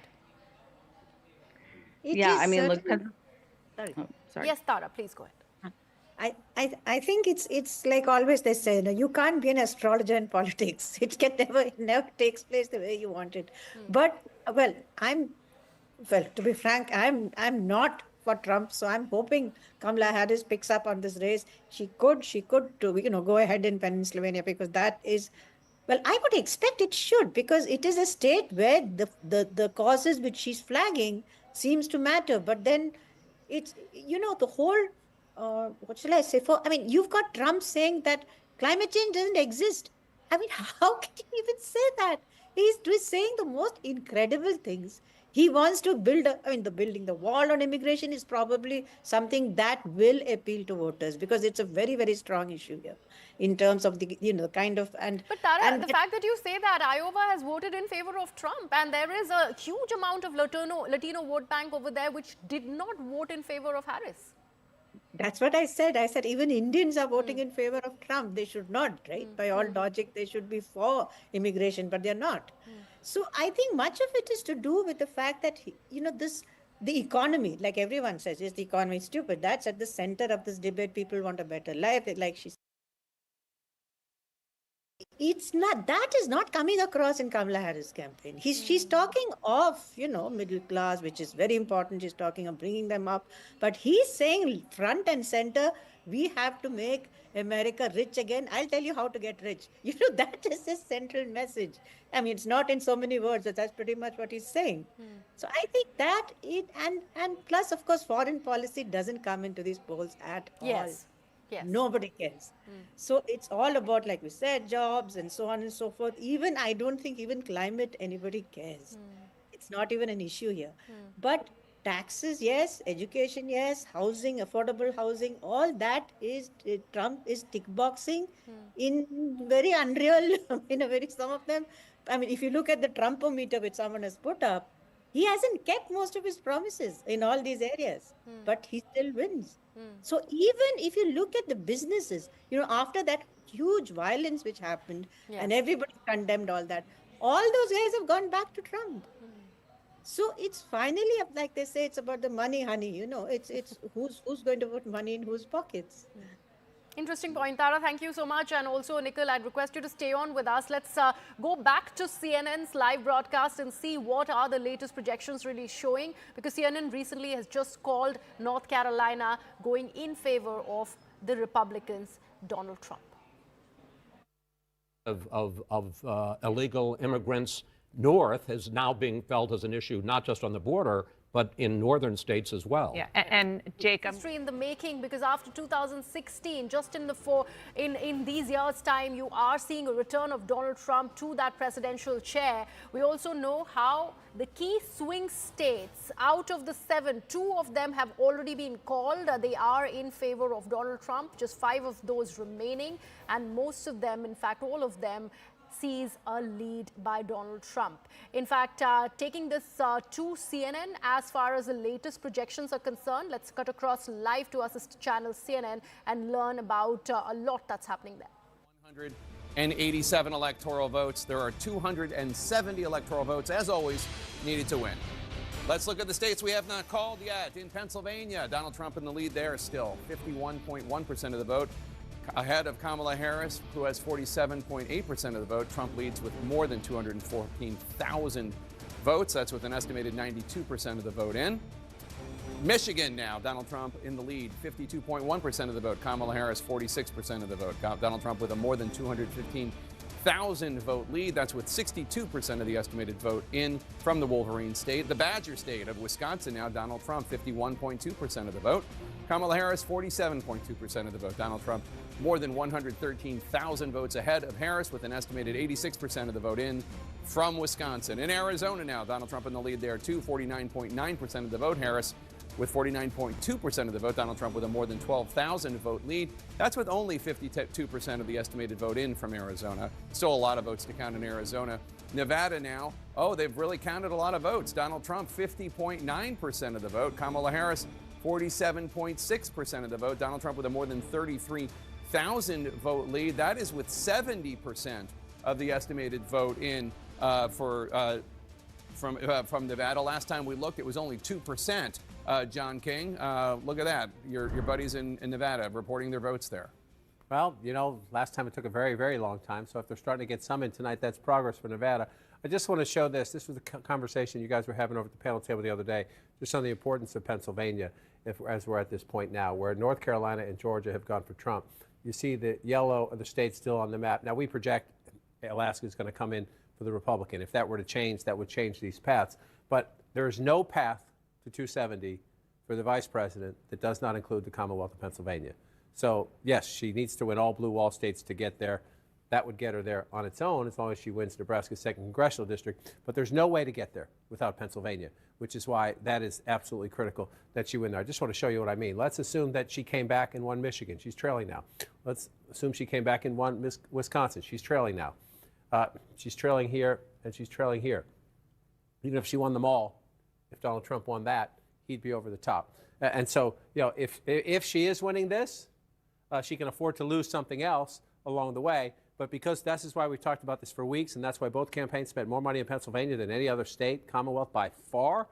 The 19 electoral votes, 19 versus 16, 19 versus 11, 19 versus 10. It just affects your path to 270 math in such a profound way. So as you look at where we are now and you come back out into the latest vote count right there, Pennsylvania is paramount. That does not mean the other ones don't matter. Just winning Pennsylvania wouldn't be enough to get her there either. I'm just saying she can't win without Pennsylvania. Donald Trump can. Donald Trump can, but she cannot win without Pennsylvania. And so if you look here right now, where are you?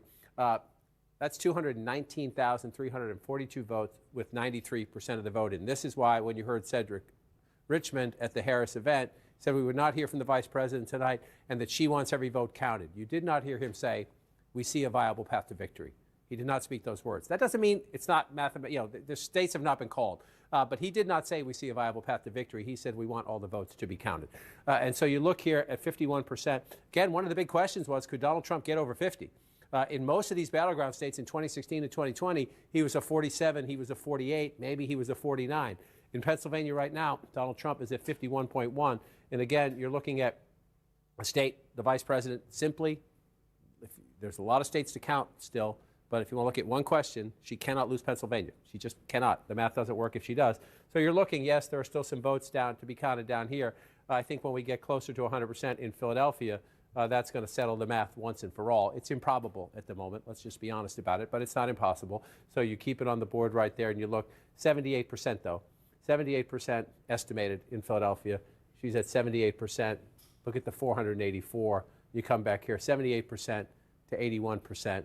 3 points in the state's largest city that is absolutely fundamental to Democratic victory, underperforming Joe Biden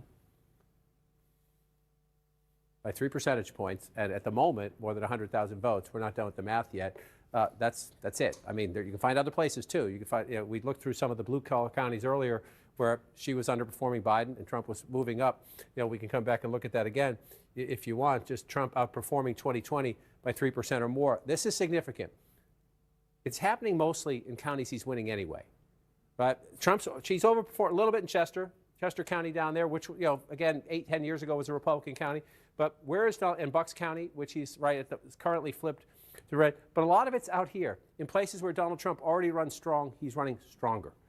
And that's critical. One of the questions coming into the campaign was, well, Donald Trump got 2016 phenomenon, more votes in 2020, but he lost. Are there really more Trump voters out there? Well, yes, apparently there are. And you see them right there, and you see them in other states as well.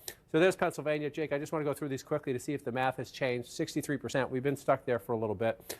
You come down here. Again, when you're looking at 224,000 votes, Joe Biden won Michigan by 154,000 votes.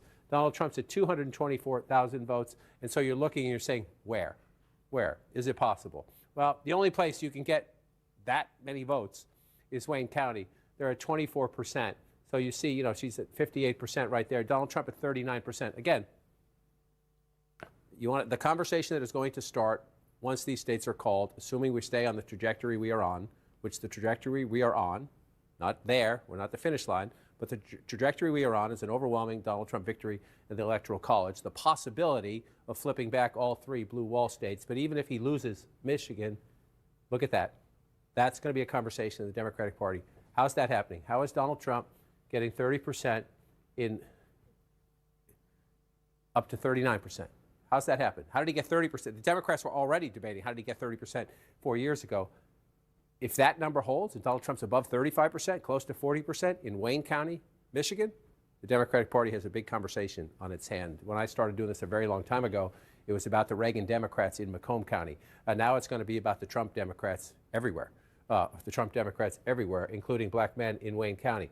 There'll be people saying it's the Arab American vote, young voters didn't come out. The analysis will start as soon as we're done getting someone to 270, but that's a huge problem, and you see it again here.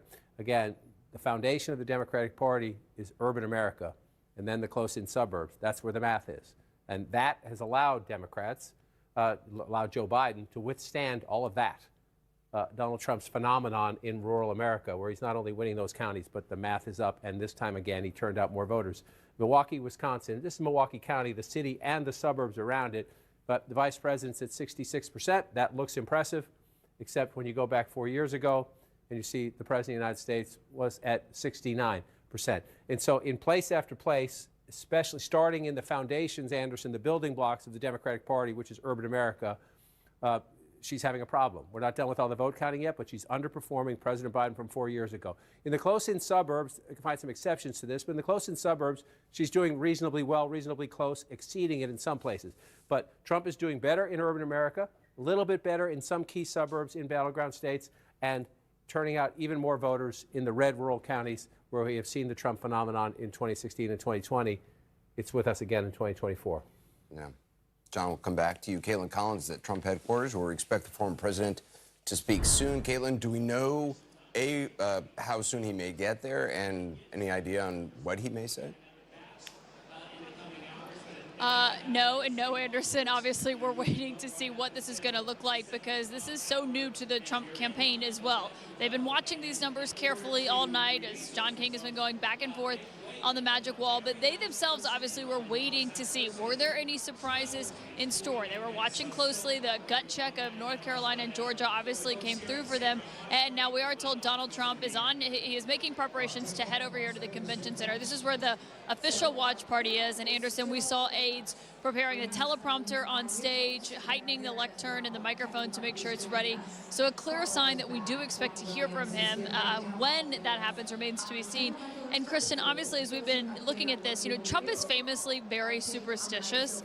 He doesn't like to, start planning things too far in advance, talking too much about who he'd put in a potential cabinet, much less working on a speech, which he said today he did not have remarks prepared. And even the people around him were hesitant to put anything down. There were some conversations about potentially drafting something either way, drafting two versions of the speeches, but they were still hesitant to even do that. And a reminder that Donald Trump finished up his rally last night at 2:30 in the morning. When they got on the plane, there were some conversations about what tonight was going to look like, but essentially everybody was like, let's wait and see, let's go and see. Now, I am told that when Donald Trump gets here, it's not clear if he's going to go to the stage right away. We know, obviously, they have called North Carolina and Georgia, which were big wins for the Trump campaign. Whether or not they're going to wait for one more of those big swing states remains to be seen. We do believe he's going to be here imminently, that he's going to leave Mar-a-Lago, head over here. We obviously know that they've bussed over all of the people from Mar-a-Lago who have just arrived here. We've seen this room fill out. But how exactly he's going to handle this moment remains to be seen. We know what happened, obviously, in 2020. I am told he's in a very different headspace now than he was at that point, probably because of the fact that they are telling him that he could win this. Yeah, you could sense that today when he was voting at his polling place as well. He was talking in more reflective ways about the campaign. He was saying he believed it was one of the best campaigns they've ever run, talking about in terms of just pure messaging. I mean, obviously, some of his allies would disagree from the candidate himself on that front. But one thing about this room tonight, obviously it's filled with his supporters who were here, who were invited by the campaign. A lot of his allies were also at Mar-a-Lago with him, people like Elon Musk, Robert F. Kennedy Jr., Dana White. We've seen Senator Marco Rubio trickling in here. House Speaker Mike Johnson is also on the way. So it's also important to see who's going to be around him in That's this going to moment. matter to Donald Trump a lot. It's going to matter to Donald Trump a lot who actually steps up and shows up here tonight, who left their races early before they were called or right after they were called to come to Palm Beach. And we were told that there were a lot of people considering doing that because of the fact that they know Donald Trump cares about loyalty. They were considering coming if it looked like the race was going the way that it currently looks like it's going. So we can likely expect more House members here that we've seen already. Yeah, and we know family members obviously have been around him. We saw, I was told by someone that Barron Trump was with him in Mar-a-Lago earlier. Obviously, Melania Trump went and voted with him at their polling place just a few hours after y'all got back from Michigan from that early morning rally. Ivanka Trump, Jared Kushner, I think that's an open question. They do live down here, obviously, in South Florida, but they have not been prominent faces on the campaign trail.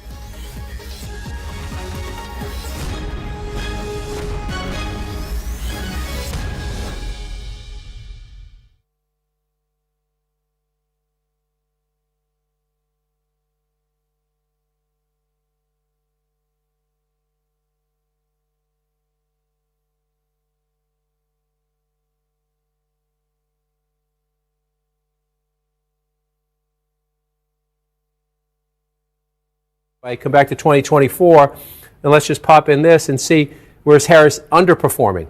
Where is Harris underperforming Joe Biden? In a state Joe Biden won by 11,000 votes, you can't really underperform. And she's underperforming in 28 of the 159 counties, right? So we have more votes to be counted. We're not done yet. This is not a final glimpse. But you see out in these rural areas, this is part of the secret of Joe Biden's win in 2020. He got his butt kicked by Donald Trump in these small rural counties, but he did better than Hillary Clinton. Blue-collar workers, rural workers, people who work with their hands, Joe Biden did just a little bit better. And in a state decided by 11,000 votes, that can matter. So again, you asked me about the map. We're not done. We're going to count. The Harris campaign will update us. They know their counties. We have people on the ground asking the people, our vote desk with Pam Brown, what votes are still outstanding. But if you look at this map right now, I want to switch. Well, let's just check real quickly where we are in Wisconsin, 61%. I want to check Milwaukee. This is where, okay, only a 53% in Milwaukee. Black turnout in Milwaukee better be huge in the uncounted vote for the vice president to catch up. I talked to a Democrat out there earlier who said it was good. They didn't say it was great. They said it was good. Vote in Wisconsin, still about a third of the state's vote is outstanding. What can you tell us? Yeah, we just heard a big cheer go up here in Milwaukee at the central count, as they call it, because all the wards have finally reported.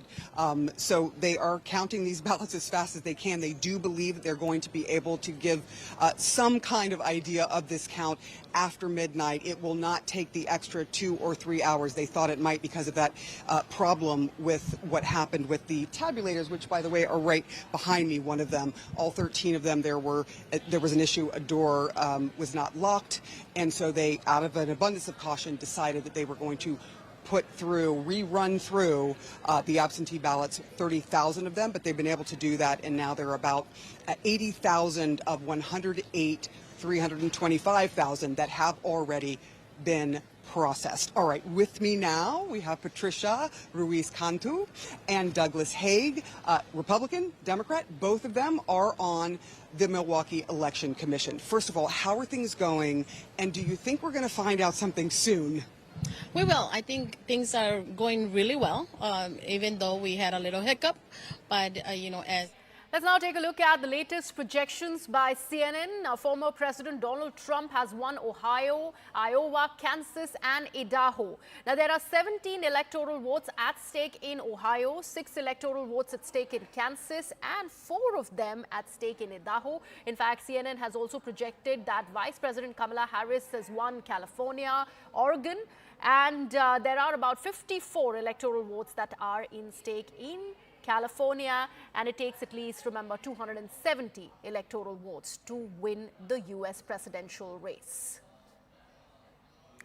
Now remember, America is waiting with bated breath, and so is the world, for the outcome of this closely contested U.S. elections 2024. If they keep the House, whatever Donald Trump wants will become law. There will not be the backstop of the Senate controlled by Democrats. Did not want the backstop. This is what I'm trying to say. We may be looking at a map of voters who weren't looking to give him a backstop. That's what I'm saying. Yeah. Not to get too sort of dorky here, but I think it is still possible, if he is president, that some big pieces of legislation could be stopped in the United States Senate, because legislation at this point still needs 60 votes. But it is the cabinet who he's going to have in his, not just in and around his administration, but again, the bench, that is all regular majority.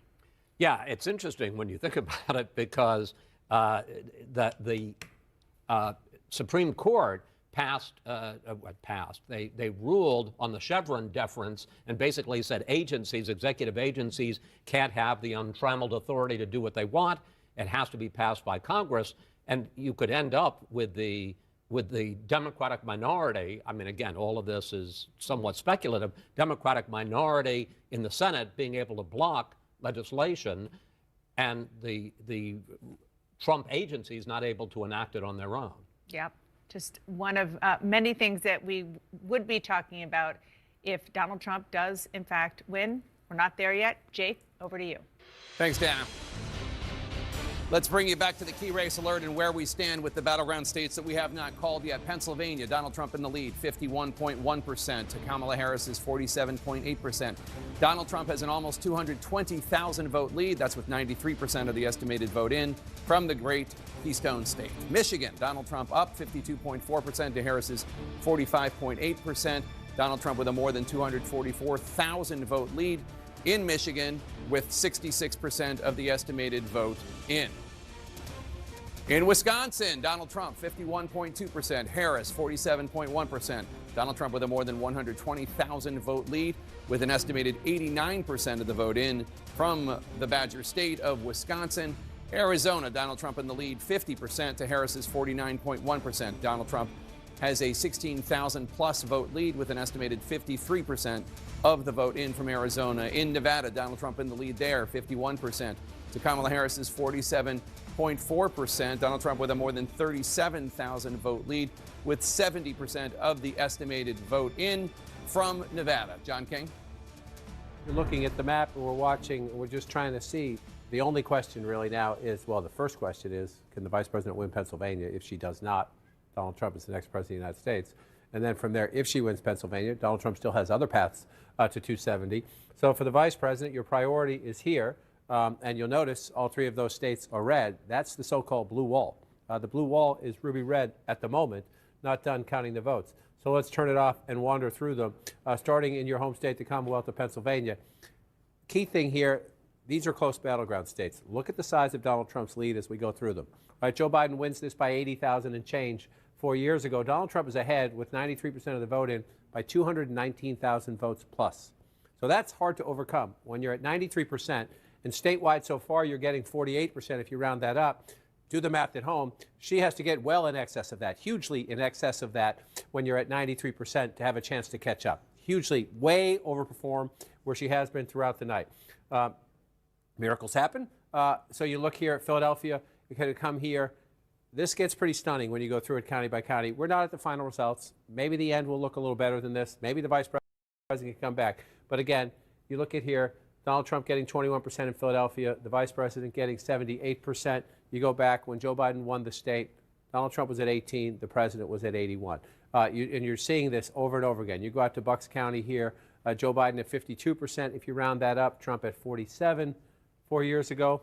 You come back here. I said early in the night, if this stays red, Donald Trump will win the Commonwealth of Pennsylvania. It's still red. Not done, but it's still red. This is the blue-collar suburban area. Your cops, your firefighters move out of the city to get a little house with a patch of grass. It gets a little bit bigger out here when you move out, but look at this. It's just, she's at 48%, 49% if you round that up. The President of the United States was at 52. Again, it's a very competitive battleground county, but to win the Pennsylvania, you want to be on the top end in Bucks County, and at the moment, the vice president is on the losing end. Then you move over here to Lehigh County. This was the big conversation, right? Both candidates there in the final days because of the Madison Square Garden event, the debate about is the Trump going to lose the Puerto Rican votes, and other Latino votes because of this. Well, at the moment, Harris, 95%, so not a lot of room for this to change. 51% for the vice president. She's winning the county, but she's not winning the county again. Look at Joe Biden. Now, this is Joe Biden's birth state. He had a home field advantage, maybe. It was in a pandemic. Donald Trump was at his weakest, I guess you come out of that. So you can rationalize it away, but we do the math here. And the math is that she's running behind. That's 53% for the president. And once again, the vice president. So there'll be a lot of conversations about blue-collar workers. Is it sexism? Is it racism? Is it because she didn't break with Biden on cost of living issues? This is going to be the conversation if this map continues. So you come back out again and you look. Here's a place. This is Trump country, Pennsylvania, Luzerne County, right? But you always look at sometimes the margins within where the other guy's winning or the other gal's winning. You just want to cut into their margins in a close battleground state. Donald Trump at 60, the vice president at 39%, and you come back here, Joe Biden at 42%. That's the difference. The margins within some of these places, even where you're losing, you have to improve your margins. Where you're winning, run them up. Where you're losing, try to cut the other guy's margins up. And she simply has failed to do that across the Commonwealth of Pennsylvania. I could go on, but the point is the point. And then there's this. Again, in a big state like this, a complicated state like this, this is just Trump country. 70% here, 51% there, a little bit more competitive, but 75% there, 73% there. That's how he does it. And you have to combat that and contrast that. And even in those counties, again, in most of them, Harris not matching where the president was. So that's the Commonwealth of Pennsylvania. You look at the popular vote when you come on out. Again, Donald Trump lost the popular vote twice. Even when he won the presidency in 2016, he lost the popular vote. He lost it by more than 7 million votes 4 years ago. At the moment, a lot of votes to be counted. At the moment, he's 5 million votes ahead in the popular vote. And again, you know Donald Trump would like that trophy. In addition to winning 270 electoral votes, which he's not at yet, he's on a path to it, but he's not there yet, he would love that trophy. We'll see if he gets it. Michigan, we're up to 67% now. This has been a slow walk. You're up to 67%, but again, 154,000 votes for the president 4 years ago. Donald Trump's lead is well in excess of that, 224,000 votes. You're at 67%, so there's more vote out. A lot of it is right here. This is essentially it. Just like I said, Philadelphia is it. If the vice president's going to have some improbable mathematical comeback in the Commonwealth of Pennsylvania, it must be based in Philadelphia. That's where the most people live. That's where the most votes are out. The same for the vice president here in Michigan, only 32% in Wayne County. But again, this will be the conversation. If we get to the finish line and the result is as it is, look at Donald Trump at 41% in Wayne County. That's Detroit and the suburbs around Detroit. 30% in 2020, 40% in 2024. If Donald Trump has a 10-point gain in Detroit, that's Dearborn, that's Hamtramck, that's Wayne, auto factory, auto workers here, inner city Detroit here. That's going to be a giant conversation in the Democratic Party now, much like this was in the late 1980s when Ronald Reagan flipped Macomb County from blue to red. Trump has flipped it back. You see Trump at 57%, 58% if you want to round that up. Again, this will be the conversation after. If this race continues where it's looking right now, 41% for the Democrat in Macomb County right now, 45% for Joe Biden 4 years ago. So pick your challenge. Black voters in the urban area, cities in general, blue-collar workers in places like Macomb County, blue-collar workers in places like Luzerne County or Lackawanna County. You keep going on. She's underperforming where Joe Biden was 4 years ago. There can be many reasons for that. I would say one of them was a very effective Trump ad, what she said on The View when they asked her, what would you change? She said, not a thing. The Trump campaign, Trump himself, flawed candidate, although people are going to say, you all said he was a flawed candidate. This looks pretty impressive.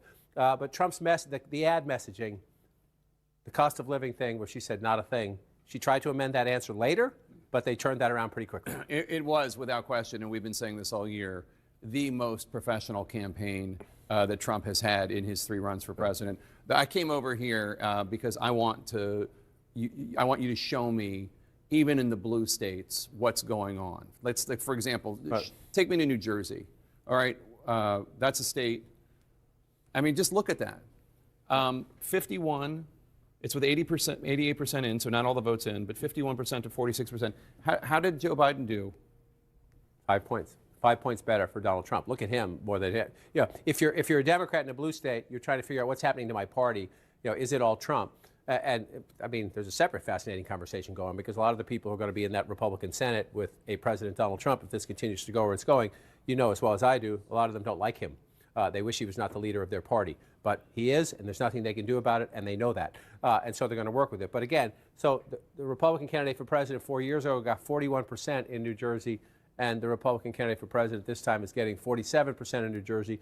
There'll be all sorts of, oh, nobody spent any ad money there. Oh, nobody focused on the presidential race there. Oh, make all the excuses you want. That's a problem. But it was a 16-point spread last time, and it's a 5-point spread now. What about New York? Take me to New York. Come back out and come back in. The Empire State. Okay, so she's up by 11 percentage points. Not all the votes in, 92%. So 11 points. How did Biden do? Yeah, it's a lot more. 23. 23. From 23 points to 11 points.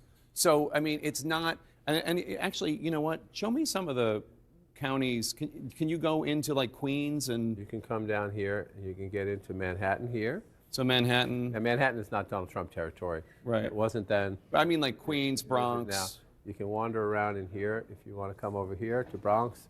So 27% for Donald Trump. Yeah. 83%. Yeah. So he made inroads in these outer boroughs as well. It's all about the blue wall as we wait for a final verdict in the battlegrounds of Pennsylvania and Michigan and Wisconsin, 3 potential deciders in this presidential race. We're expecting Donald Trump to speak any moment, but first we're going to squeeze in a quick break. We'll be right back. President of the United States, after everything that we saw. Donald Trump about to speak any minute now, addressing that watch party. We are bracing up for that as all our colleagues are waiting there to listen to what the U.S. President-elect Donald Trump, who's very much on the path to victory, really is going to say. We all know how he has been pretty much reticent about really having a speech prepared. He just doesn't go that way because he wanted to play it very, very safe. But right now, what we do know, out of all the 7 swing states, 2 of them have already gone in favor of Donald Trump. The rest of the 5 are also having him leading, and that also pretty much speaks about the victory that is going in favor of Donald Trump. We are waiting for that speech to happen any minute now from Palm Beach, where we are in fact waiting in Florida that he is going to come and address that watch party. We also know how Kamala Harris's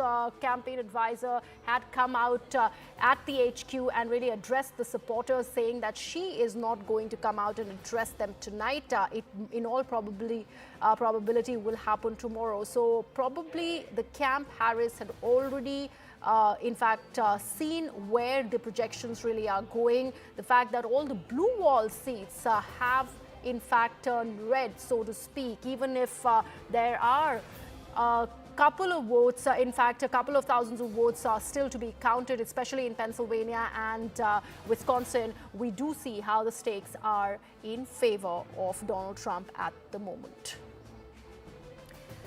Now, we are joined on the broadcast by Berzin Wagmar, who's a SOS South Asian Institute, London. He is with us on the broadcast. Berzin, how do you see the way things are standing at the moment? We were hoping it is going to be some sort of an advantage for Kamala Harris as far as the blue wall states are concerned, so-called blue wall states, because all of them are turning red. Yes, that is true. The predictable voters, the college-educated Democrat, coastal elites and the rest of it. But it's just gone 20 past 1 Eastern time on the Eastern Seaboard. Virginia declared an hour ago at midnight. It did not declare at, well, obviously it couldn't when polls closed at 7 p.m. Eastern time. And this is what American psephologists had to say, and it has turned up Trump, literally, as it were, in that if Virginia does not call early, and it did not, it did 5 hours later at midnight, Mr. Trump can look forward to a good night. So that portent has come to pass. Ultimately, it comes down to 7 states through which the balance hangs, although this has been very much a dead heat election and very keenly followed. But the other factors that are in play here, which are in greater magnitude and scale to be evinced in 2024 compared to Trump 1.0 in 2016, is this, that Mr. Trump's appeal cuts through all strata of society.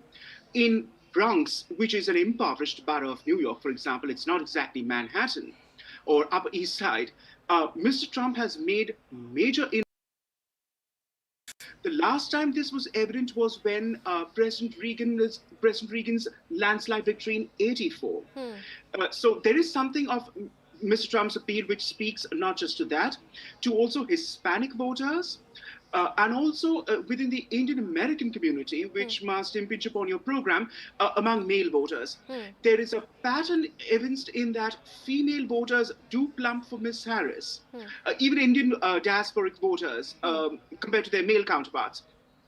And you would remember as on the eve of the elections, former President Obama made a very chiding speech, almost like a schoolmaster to the black community of males, that they ought to be getting their act together and stand up to support a female and not be, pandering to chauvinist politics of the sort that Mr. Trump stands for with alpha male attitude and that sort of thing.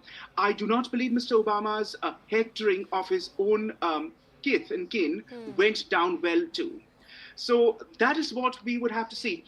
But moving aside, and also incidentally, the Trump team from Mar-a-Lago has started moving to the convention center. We do know that for a fact too. If daybreak comes to pass and it's a decisive victory, what I would personally like to see with our special relationship between London and DC is one would really like to see this. And I don't just speak for London in unofficial capacity. I'm not a government person. I'm just an academic. We would like to see less dysfunctionality and chaos because during Trump 1.0, in 4 years, there's a rotation of 26 cabinet secretaries, total 44 senior officials. I mean, Mr. Trump at the end of the day is an entrepreneur. So he has this hire and fire attitude and this open door policy. But that may work in a workplace where you are a capitalist or an entrepreneur, not in a government setting. So one would like to see less of that chaos ensuing in the next 4 years. That is what I would like to put forward at this point in time. Right, Berzin, thank you so much for sharing your views there. We also have on the broadcast Professor Brahma Chalani, strategic affairs expert, who's with us on the broadcast now. Professor Chalani, if we take a look, and we have so far not been talking about the geopolitical significance of the US elections, has that at all impacted what we see happening at the US elections at the moment, and where and to what end the scales really are tripping? The entire anger at the White House over its stance on the war in Gaza, do you see that Kamala Harris is bearing the brunt of all of that? I think the deepening U.S. involvement in the wars in Ukraine and the Middle East certainly has played a factor in disenchantment in the U.S. toward the Democratic Party.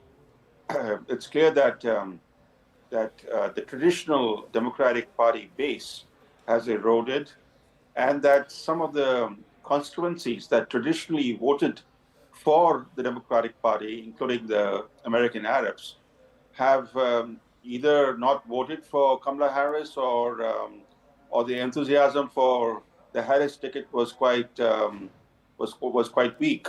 So it has had an impact on voter turnout, on votes actually cast in favor of Kamala Harris. So all said and done, it appears that foreign policy, after all, is indeed a factor in U.S. elections. Contrary to what many people say, people say it's the economy first, it's the domestic issues second, but they always place foreign policy much lower down. But it appears that at least in a close contest like the one that is unfolding now in terms of the counting of votes, that, for example, in some of these key battleground states, the margin of victory is only 3 or 4%.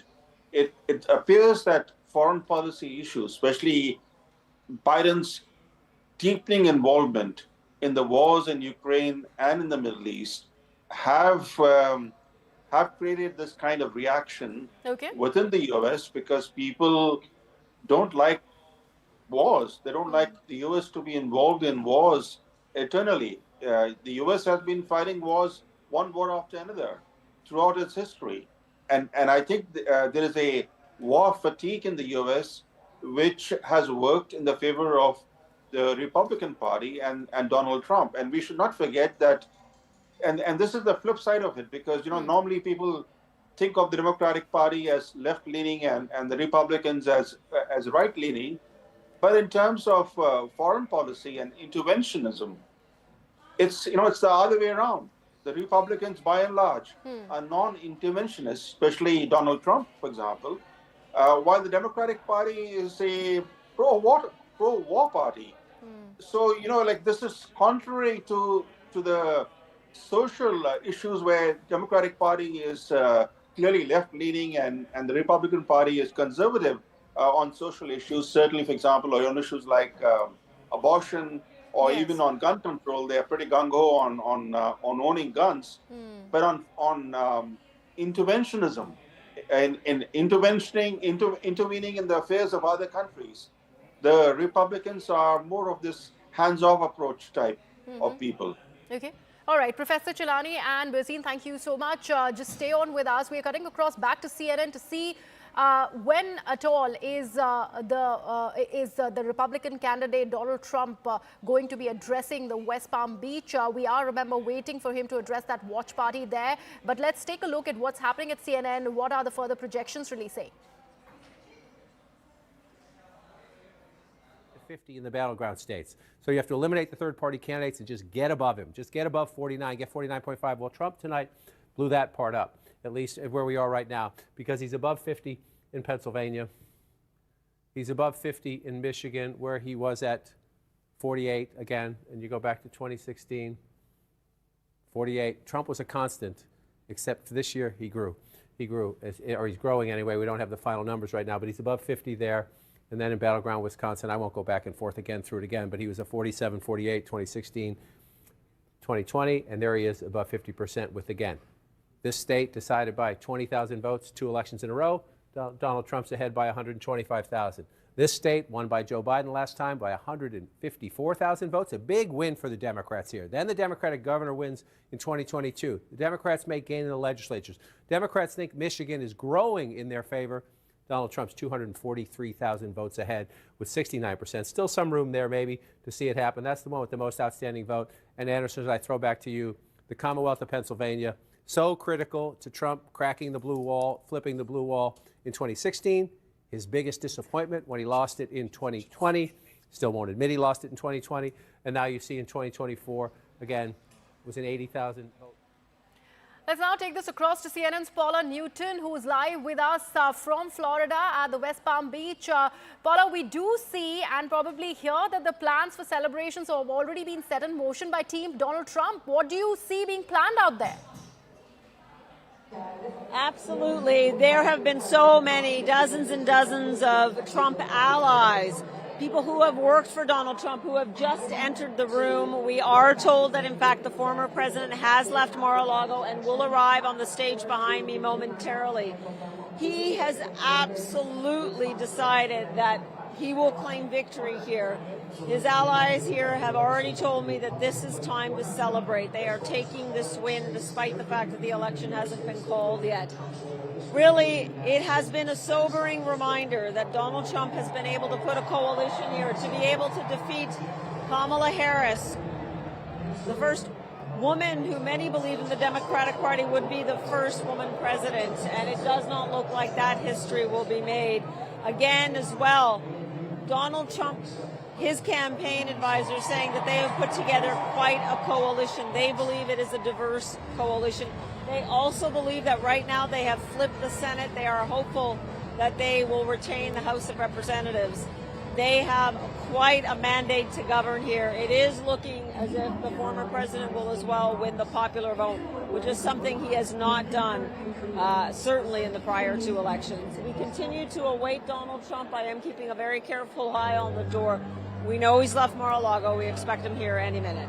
Right, and Paula, you know, Trump has managed to win at least 2 of those battleground states. He's leading in rest of the 5. What do you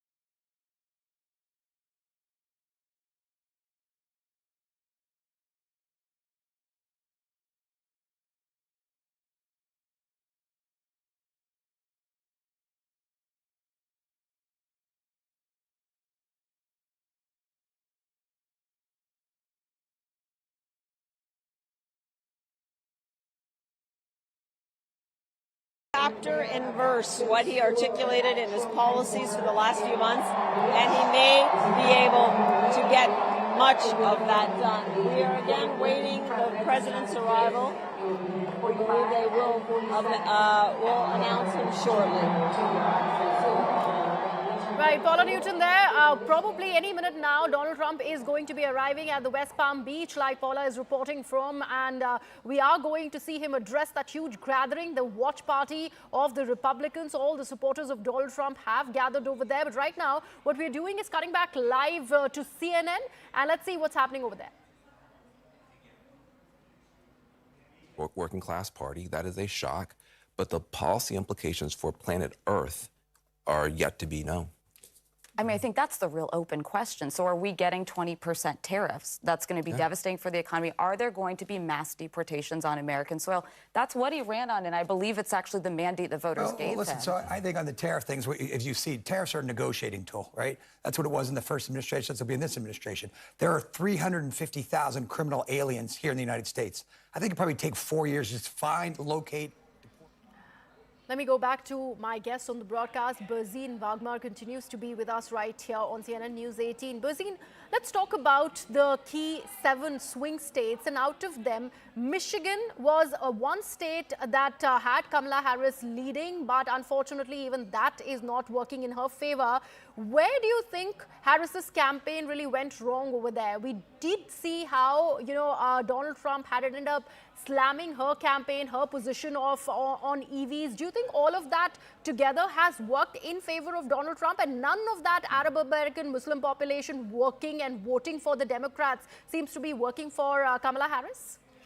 Yes, and particularly with following the October 7th massacre, we saw Arab Americans who feel frustrated at the administration's partiality towards Israel as they perceive it, which is not really the case because Israel has always been important to the American foreign policy context.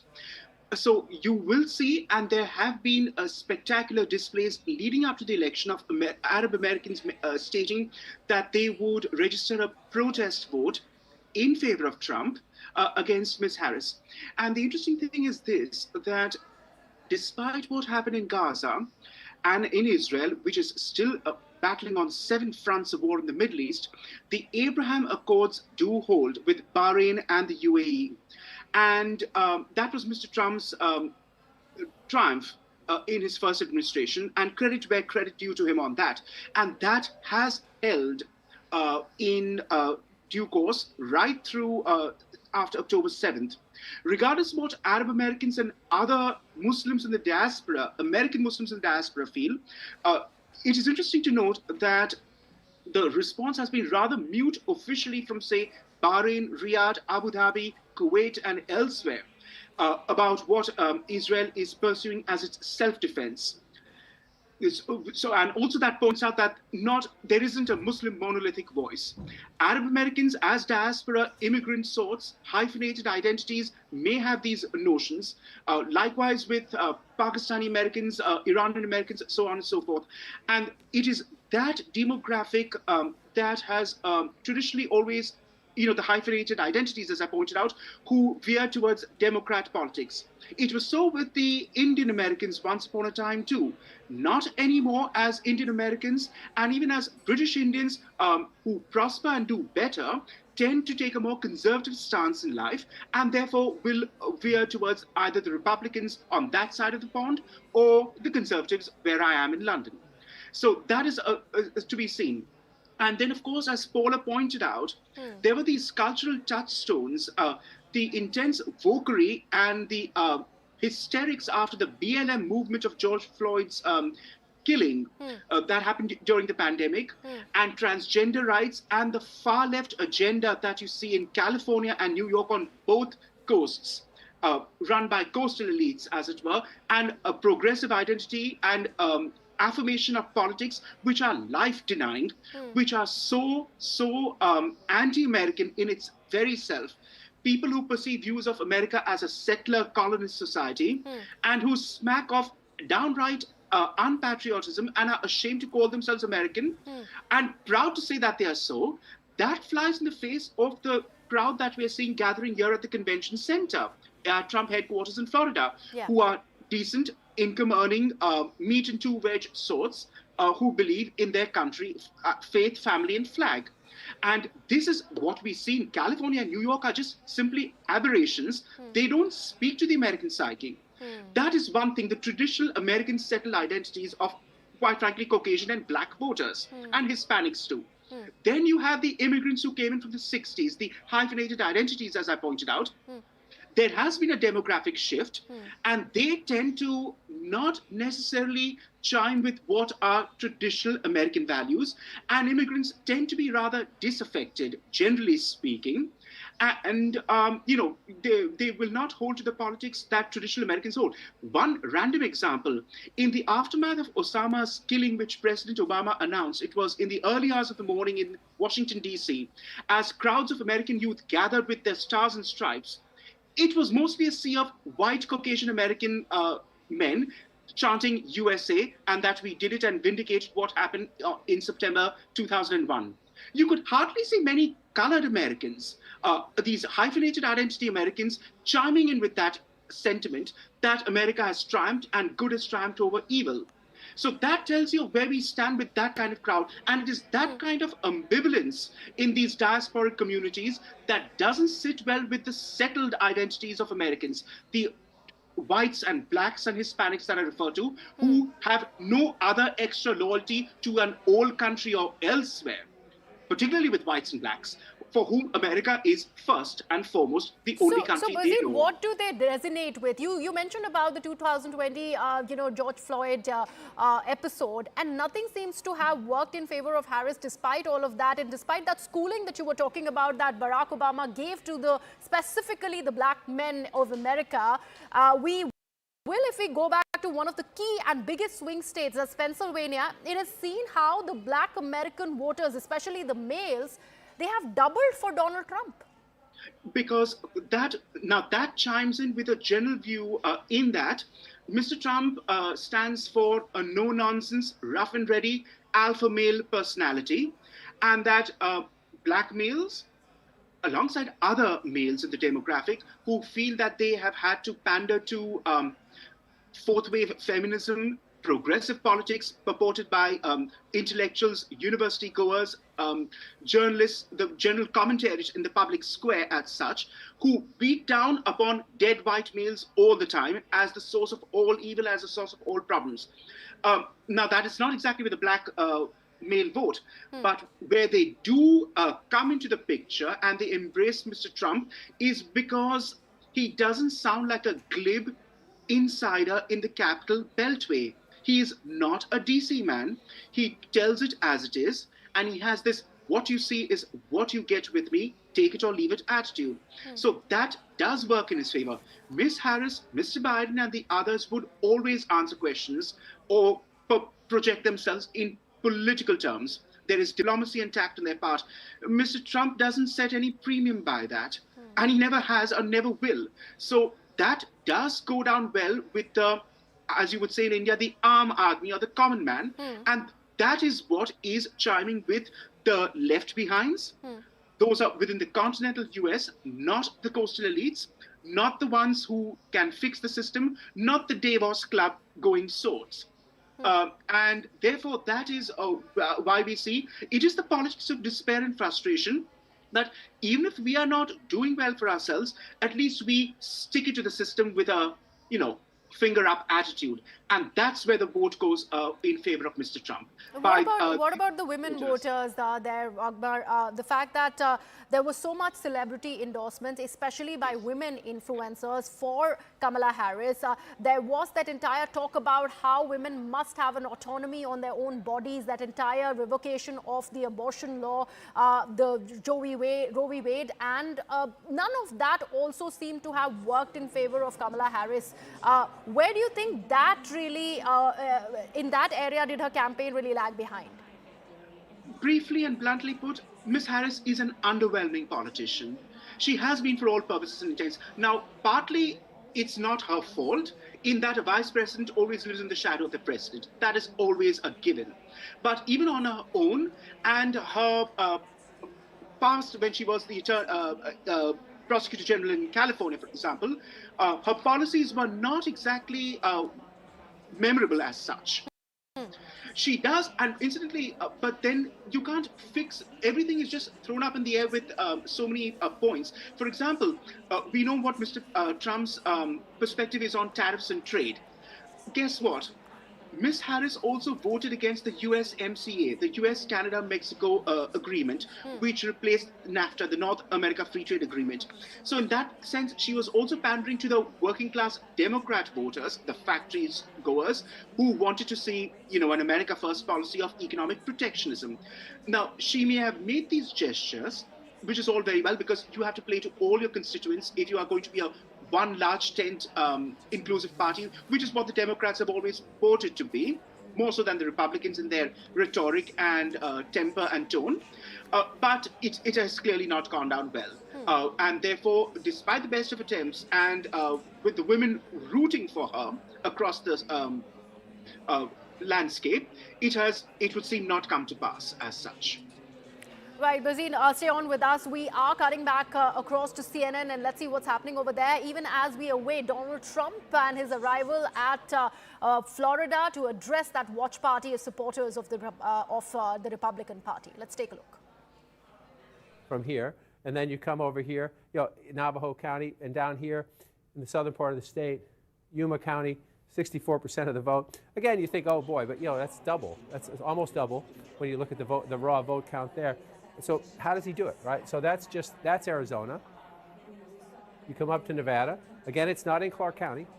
That's Vegas and the suburbs around it. But in these other places, that's, the end of the campaign, when everyone is obsessed about why is he only talking to his base? Well, he was talking to those people, and they turned out, and he overperformed in a lot of Republican counties.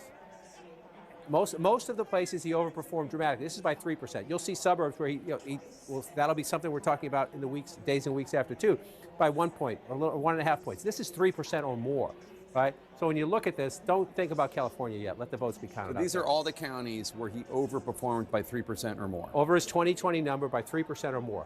And right now we're over 1,000.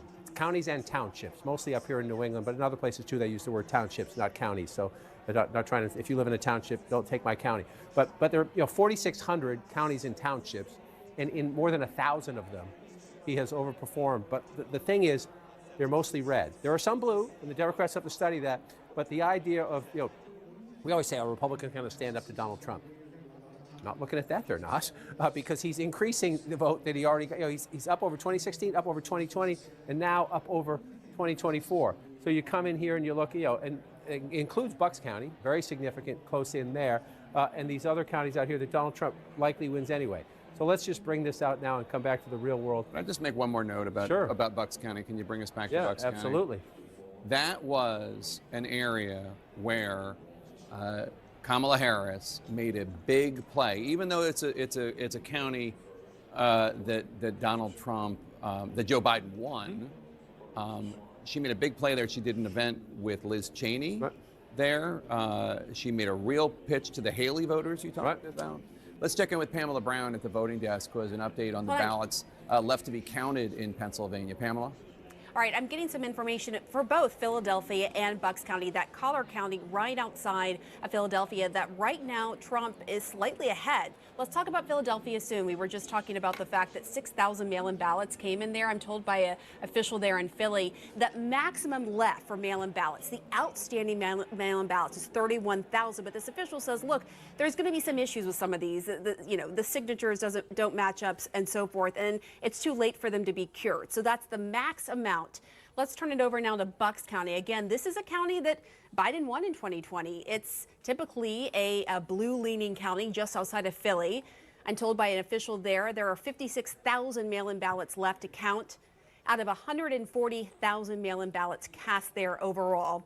And they're still waiting for 41 out of 304 precincts to report the results of in-person Election Day votes as well. I should note these counties across Pennsylvania, including Bucks, including Philadelphia, they're going to be continuously counting there until every mail-in ballot is counted. That's per the law there. Jake? All right, Pamela, thanks so much. Appreciate it. I'm sorry to interrupt. Take me back to the places where Donald Trump is overperforming. Are there any places where Kamala Harris overperformed from where Biden did? I'll show you that in just 1 second. I just want to put a button on what Pam was just talking about, in the sense that, so there's votes out there. Maybe Kamala Harris comes back, and that's close. He's up by 11,000. Yeah, so maybe she comes back, but again, you're talking about the margins, right? He's winning by 4. Right? If she comes back and beats him, it's going to be 50-50, 51 right there. Again, underperforming the president in places. So you asked, are there any places that the vice president is overperforming Joe Biden in 2020? So we could show you that as well. We just bring that out here. Harris overperforming 2020. Holy smokes. There you go. So let this go away and see if there's anything on the east side there. Literally nothing? Literally nothing. Literally not one county? By 3% or more. At least in the county right now, and so you come in full county there. So there you see, but that's states, yeah. So in counties, in 58 counties, we just showed Donald Trump was over 1,000 counties of the 4,600 counties and townships across America. So if you do the full county level, there's where you see Harris at the moment. Again, there might be more out here on the West Coast, possible 1 or 2 more as they finish the count here. But in the states that matter, again, I just showed you all those Trump counties. In one county in Battleground, Pennsylvania, she's outperforming President Biden by 3% or more. There were Biden stalwarts who argued that kicking him out of the nomination was a mistake. Now, I don't know that I buy that, because I don't know that the Joe Biden of 2024 is the Joe Biden of 2020. But what do you think? I think that, so let's come out of this map to have this conversation, just to show where we are at the moment in this race. And let's turn this off here as well. After the debate, all of the energy collapsed. The debate you moderated with Dana, the Biden-Trump debate, the air came out of the Democratic balloon. Joe Biden was going to get blown out. So you think it would have been worse because Minnesota and Virginia, New Mexico, Colorado, those would have been... Would the Democrats have lost those in the end? I don't know the answer to that, but all the Democrats would have broken with the president. It would have caused amazing dissonance in the Democratic Party. Donors were not going to give money. And again, I don't want to be disrespectful to the President of the United States, but have you seen anything? The Vice President of the United States looks like she's about to lose a presidential election. She was campaigning vigorously from the second she got the nomination up until the votes counting today. Is there any evidence on the table that the President of the United States could do half of what she did? No. A third of what she did. I mean, no. we could go. I don't want to be mean to the President of the United States. No, and we saw over the last week him calling Trump supporters garbage, et cetera. Like I can tell you from my first trip 15 months ago, people were saying, "Where's the president?" I think one of the legacy conversations about this election is not just going to be the switch from Biden, but the 2 years before that. Yeah. You would travel and people would say, "Where's the president?" He was invisible because he couldn't do events, and he wasn't talking about his record and his agenda and trying to explain that cost of living stuff, trying to explain that, yeah, it sucks in a lot of places, but look around the world, the United States is actually doing better than most advanced economies. He was missing. Yeah, there's going to be a lot said and done and told about that. Let's check in with Caitlin Collins, who's at Trump's headquarters, ahead of remarks that were expected by the former president. Caitlin? Yeah, Jake, just to give you a reality check of where the Trump campaign has been watching this election day play out. They woke up confident this morning that Donald Trump would win this race. But when I was talking to them about what they thought the next few days were going to look like, one, they thought that this would go on for several days. They did not think that the numbers would be as generous as they are, as what the numbers have been coming in, as they have been reported. And they also had counseled Donald Trump that there would likely not be any kind of decision within the next 24 hours or so. Donald Trump himself was frustrated about that and was saying that he wanted to know what the outcome of this race was going to be tonight, and he said, Kristen, that he had not prepared a speech. And obviously, we are seeing now the Trump campaign in real time, as we've been talking to them, are adjusting to what they've been watching play out over the last 3 or 4 hours or so. Yeah, and he's feeling really good. I talked to a number of people who were with him who said that he is ecstatic, that they had already said that they thought he was in a different headspace than he went into 2020 when he was angry. He's watching those results come in. But as you said, he still couldn't understand why they weren't going to get the results tonight. Now, obviously, we're seeing a lot more of these states being called right now than even his own team anticipated. I was told that they were looking very carefully at Wisconsin and Pennsylvania, and they thought that maybe they'd have some idea by tomorrow what those results would look like. But as we're seeing those results coming in, there's so much more of that vote counted in these states than they even anticipated. So clearly that shifted their entire mentality around this. Donald Trump coming here and getting ready to speak. Well, and so Donald Trump is in the building right now. I should note, we're waiting to hear from him. He has made his way over from Mar-a-Lago, about a 10-minute drive away. And you just think of, I was there at Trump's victory party in 2016 when he first won, and the entire room was shell-shocked after he won Florida, that he had actually won that election. He himself was stunned by winning, and it was kind of this surreal moment to see Trump and his family on stage as he was speaking. Then, of course, we all know what happened 4 years ago when he came out and spoke and declared victory that was not his and never would become his, which belonged to Joe Biden. And so I think the question for a lot of people watching now is what he is going to say tonight as he's going to come out. And the race has obviously not been called yet. What he's going to say when he gets on stage after seeing the numbers that are better than even they were expecting this morning. Yeah, and we know that their team had not spent a lot of time coming up with any drafts for him. They were going to let Donald Trump speak off the cuff, but they were trying to come up with scenarios in which Donald Trump would not come out early.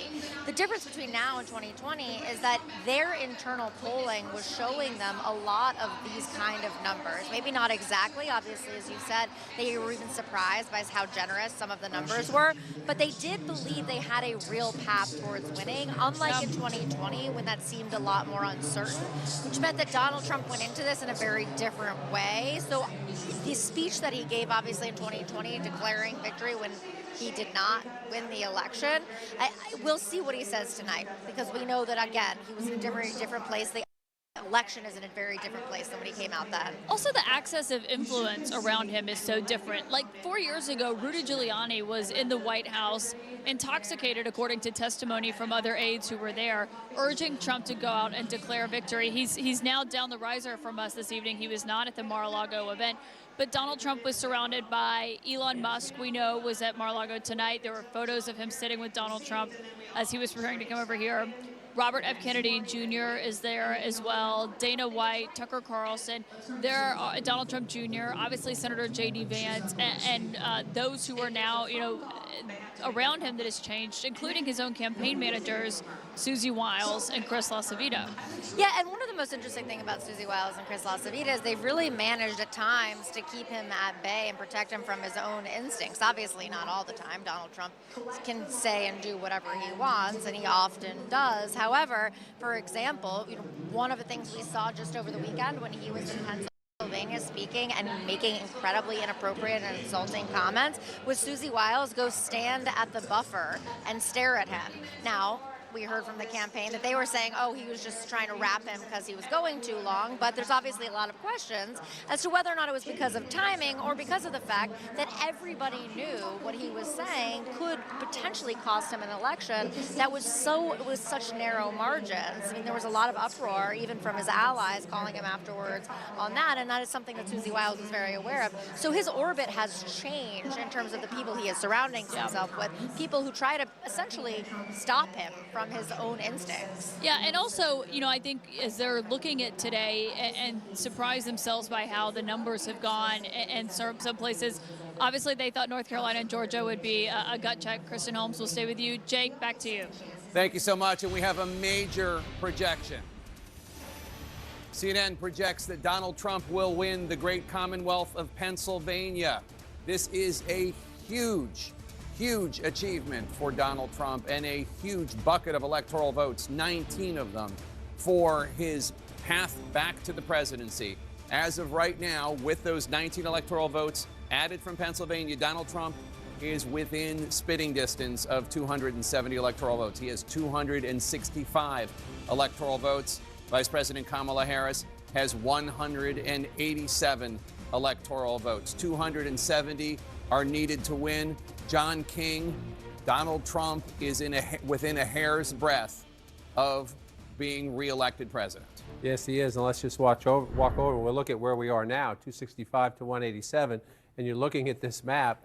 He's leading here. He's leading here. He could get a congressional vote there. There's another one at Maine he could possibly get. But if you just look out here, he is almost certain to get this. The state of Alaska hasn't voted Democrat forever. That would get him to 268. So you're at the point right now, Jake, where pick it, right? Just pick it. There's be one congressional. He could possibly win both in Nebraska. That would get him to 270, assuming he wins Alaska, which I think is a pretty safe bet. Then you just look at the map, right? Unlikely to get any of these over here. He could possibly get an electoral vote out of Maine, but he's leading here, leading here, leading here, and leading there, and he needs 2. He needs 2. So if he gets that one and that one, he's way up. And if he keeps holding these, then now that's where he was. When he won, he was at 304, 306. That would be 310. 310 if he sweeps. There's no guarantee he's going to sweep by any means, but he's leading in enough states right now. Plus, there's a couple other congressional districts on the board where he could emphasis on could pass 310 electoral votes. You come back to where we are now, though. He's just in a commanding position, and let's do the math the other way, okay? Which is what gets interesting, right? This is now red in our count. There we go. That gets Donald Trump there. Here's the challenge when you do the math the other way. You assume that stays for the Republican. Let's just, for the sake of argument, big comeback for the Democrat. Big comeback for the Democrat. Democrat holds New Mexico, holds Minnesota. Excuse me for that one. Wins Wisconsin. Wins Michigan. You see this count? See this count? It's New Jersey. There's Connecticut. There's New Hampshire. Pop it out. What do you want to pick? You want to go state? Well, you could even go statewide. It's not going to happen, but let's say statewide. All right, you do all the Maine. You come back out. What does that get you? All right, so it comes down to this: if she wins everything. If she wins everything. The Pennsylvania is what makes Donald Trump. Again, we're not done until we're done, but Pennsylvania, in every path she had, any reasonable, plausible path to 270, included the Commonwealth of Pennsylvania for the Vice President of the United States. So you get to a place now where as you come back over here, you're just looking at this map and you're saying, is she going to win Alaska? No one's going to Vegas on that one. So where is she in any of these? Do you start coming back? Is there any way to come back? 73% of the vote. It's 266,000 votes. Again, let's just look at the live outstanding vote. Let me move this up so you can see it better. Yes, the outstanding vote in Michigan is disproportionately Democratic, but there are a fair amount. See those big red circles? Fair amount of Republican votes out there. When you have a 266,000 vote lead and a map that looks like that of what votes out, again, I don't do impossibles, but I do improbables, and that's improbable. You come over here to Wisconsin, again, 119,000 votes ahead. That's come down a little tiny bit. It has. But it's a state won by 22,000 votes in the last 2 elections, and Donald Trump is ahead at the moment by 119,000 votes. And so, again, you're looking at what's left. You're at 92%. Sure, the biggest is here, but look at those. Those are modest circles for Republican votes as well. Essentially, in chess, she's blocked. Donald Trump's not across the line yet because we have more states to go through, but she is essentially blocked from getting to 270. All right, stand by for a projection because CNN can now project that Kamala Harris will get that one electoral vote from Omaha. Nebraska gives its electoral votes according to congressional district. Kamala Harris will get one of them. Donald Trump will get another one of them. Of the 5, let's look at the electoral map. Donald Trump now has 266 electoral votes because we just gave him one from Nebraska's, I think, 1st congressional district. Kamala Harris has 188 because we just gave her one from Nebraska's 2nd congressional district. 270 are needed to win. Donald Trump needs only 4 more electoral votes in order to be the president. Dana? I mean, Pennsylvania, if you look at those numbers, 266. 266. 4 more. And you just saw the math that John did, the path that the different paths that he put out there for Donald Trump and that for Kamala Harris. And I'm so again, proud. we're not. I mean, that map of where she did not perform, the completely grayed out map, Right. where she never overperformed Biden more than 3%. That's just rough. I think there are 2 stories here. One is the burden that she faced, and to go back to the very beginning of the night when we did the right track, wrong track. 26% of the country thinks that that the nation is in the right track. 72% think they're in the wrong track. And when it came to the performance of Joe Biden, it was 41% to approve to 58% disapprove. So she had an enormous burden. And you know, people are unhappy with the way the Biden-Harris administration has run this country for the last 4 years, and she did not succeed. I'm not sure it was possible for her to succeed in somehow positioning herself as an agent of change and distancing herself from Biden. There's another part of the story, though, we got to talk about, which is Donald Trump. The fact is that when you go back to January 6th of 2021 to today, it is an extraordinary comeback. He was a pariah when he left town on January 20th, refused to even go to the inauguration. There was the vast majority of members of his own party wouldn't be seen with him. He, you know, over the course of the 4 years, he proceeds to win himself back into the party, declares right after the tremendous defeat of the Republicans. There was certainly an unsuccessful showing in the midterms in 2022, wins a contested primary, and, you know, this is his party. This is these voters. Not just his party. What? It's not just his party now, and that's no, it's his country. I mean, we have to be careful. We haven't called it yet, but Pennsylvania makes it extremely tough for Kamala Harris, and that's one of the things. I mean, the Trump side of this, one of the most extraordinary dynamics that we didn't necessarily see coming was that there still was a hidden Trump vote. Everybody who, even those who are big supporters of Donald Trump, would tell me, well, now they're loud and proud. People who are MAGA are very open about it, and so on and so forth. Except if you look at just these exit polls across these states and then nationally, there are so many pockets of formerly Democratic sort of coalition voters who have moved in an extraordinary way. I mean, Latino men, an 18-point swing for Donald Trump.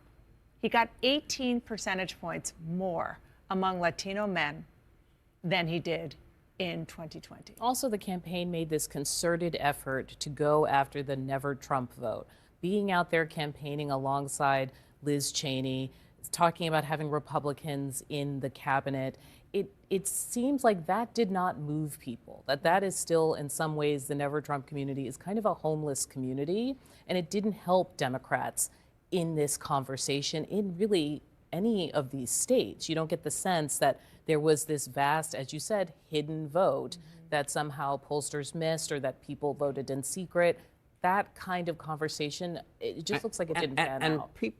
The fact is that the Trump campaign identified what the majority of Americans, and it appears that for the first time he is going to win the popular vote in addition to the electoral vote, what they cared about. That what they cared about is the fact that a box of cereal costs $9, that with Southern Republican governors shipping illegal immigrants north, that the whole migration issue has become a national issue, that you feel it in New York and Illinois and a bunch of northern states. The transgender issue was you know, this version of the cultural wars.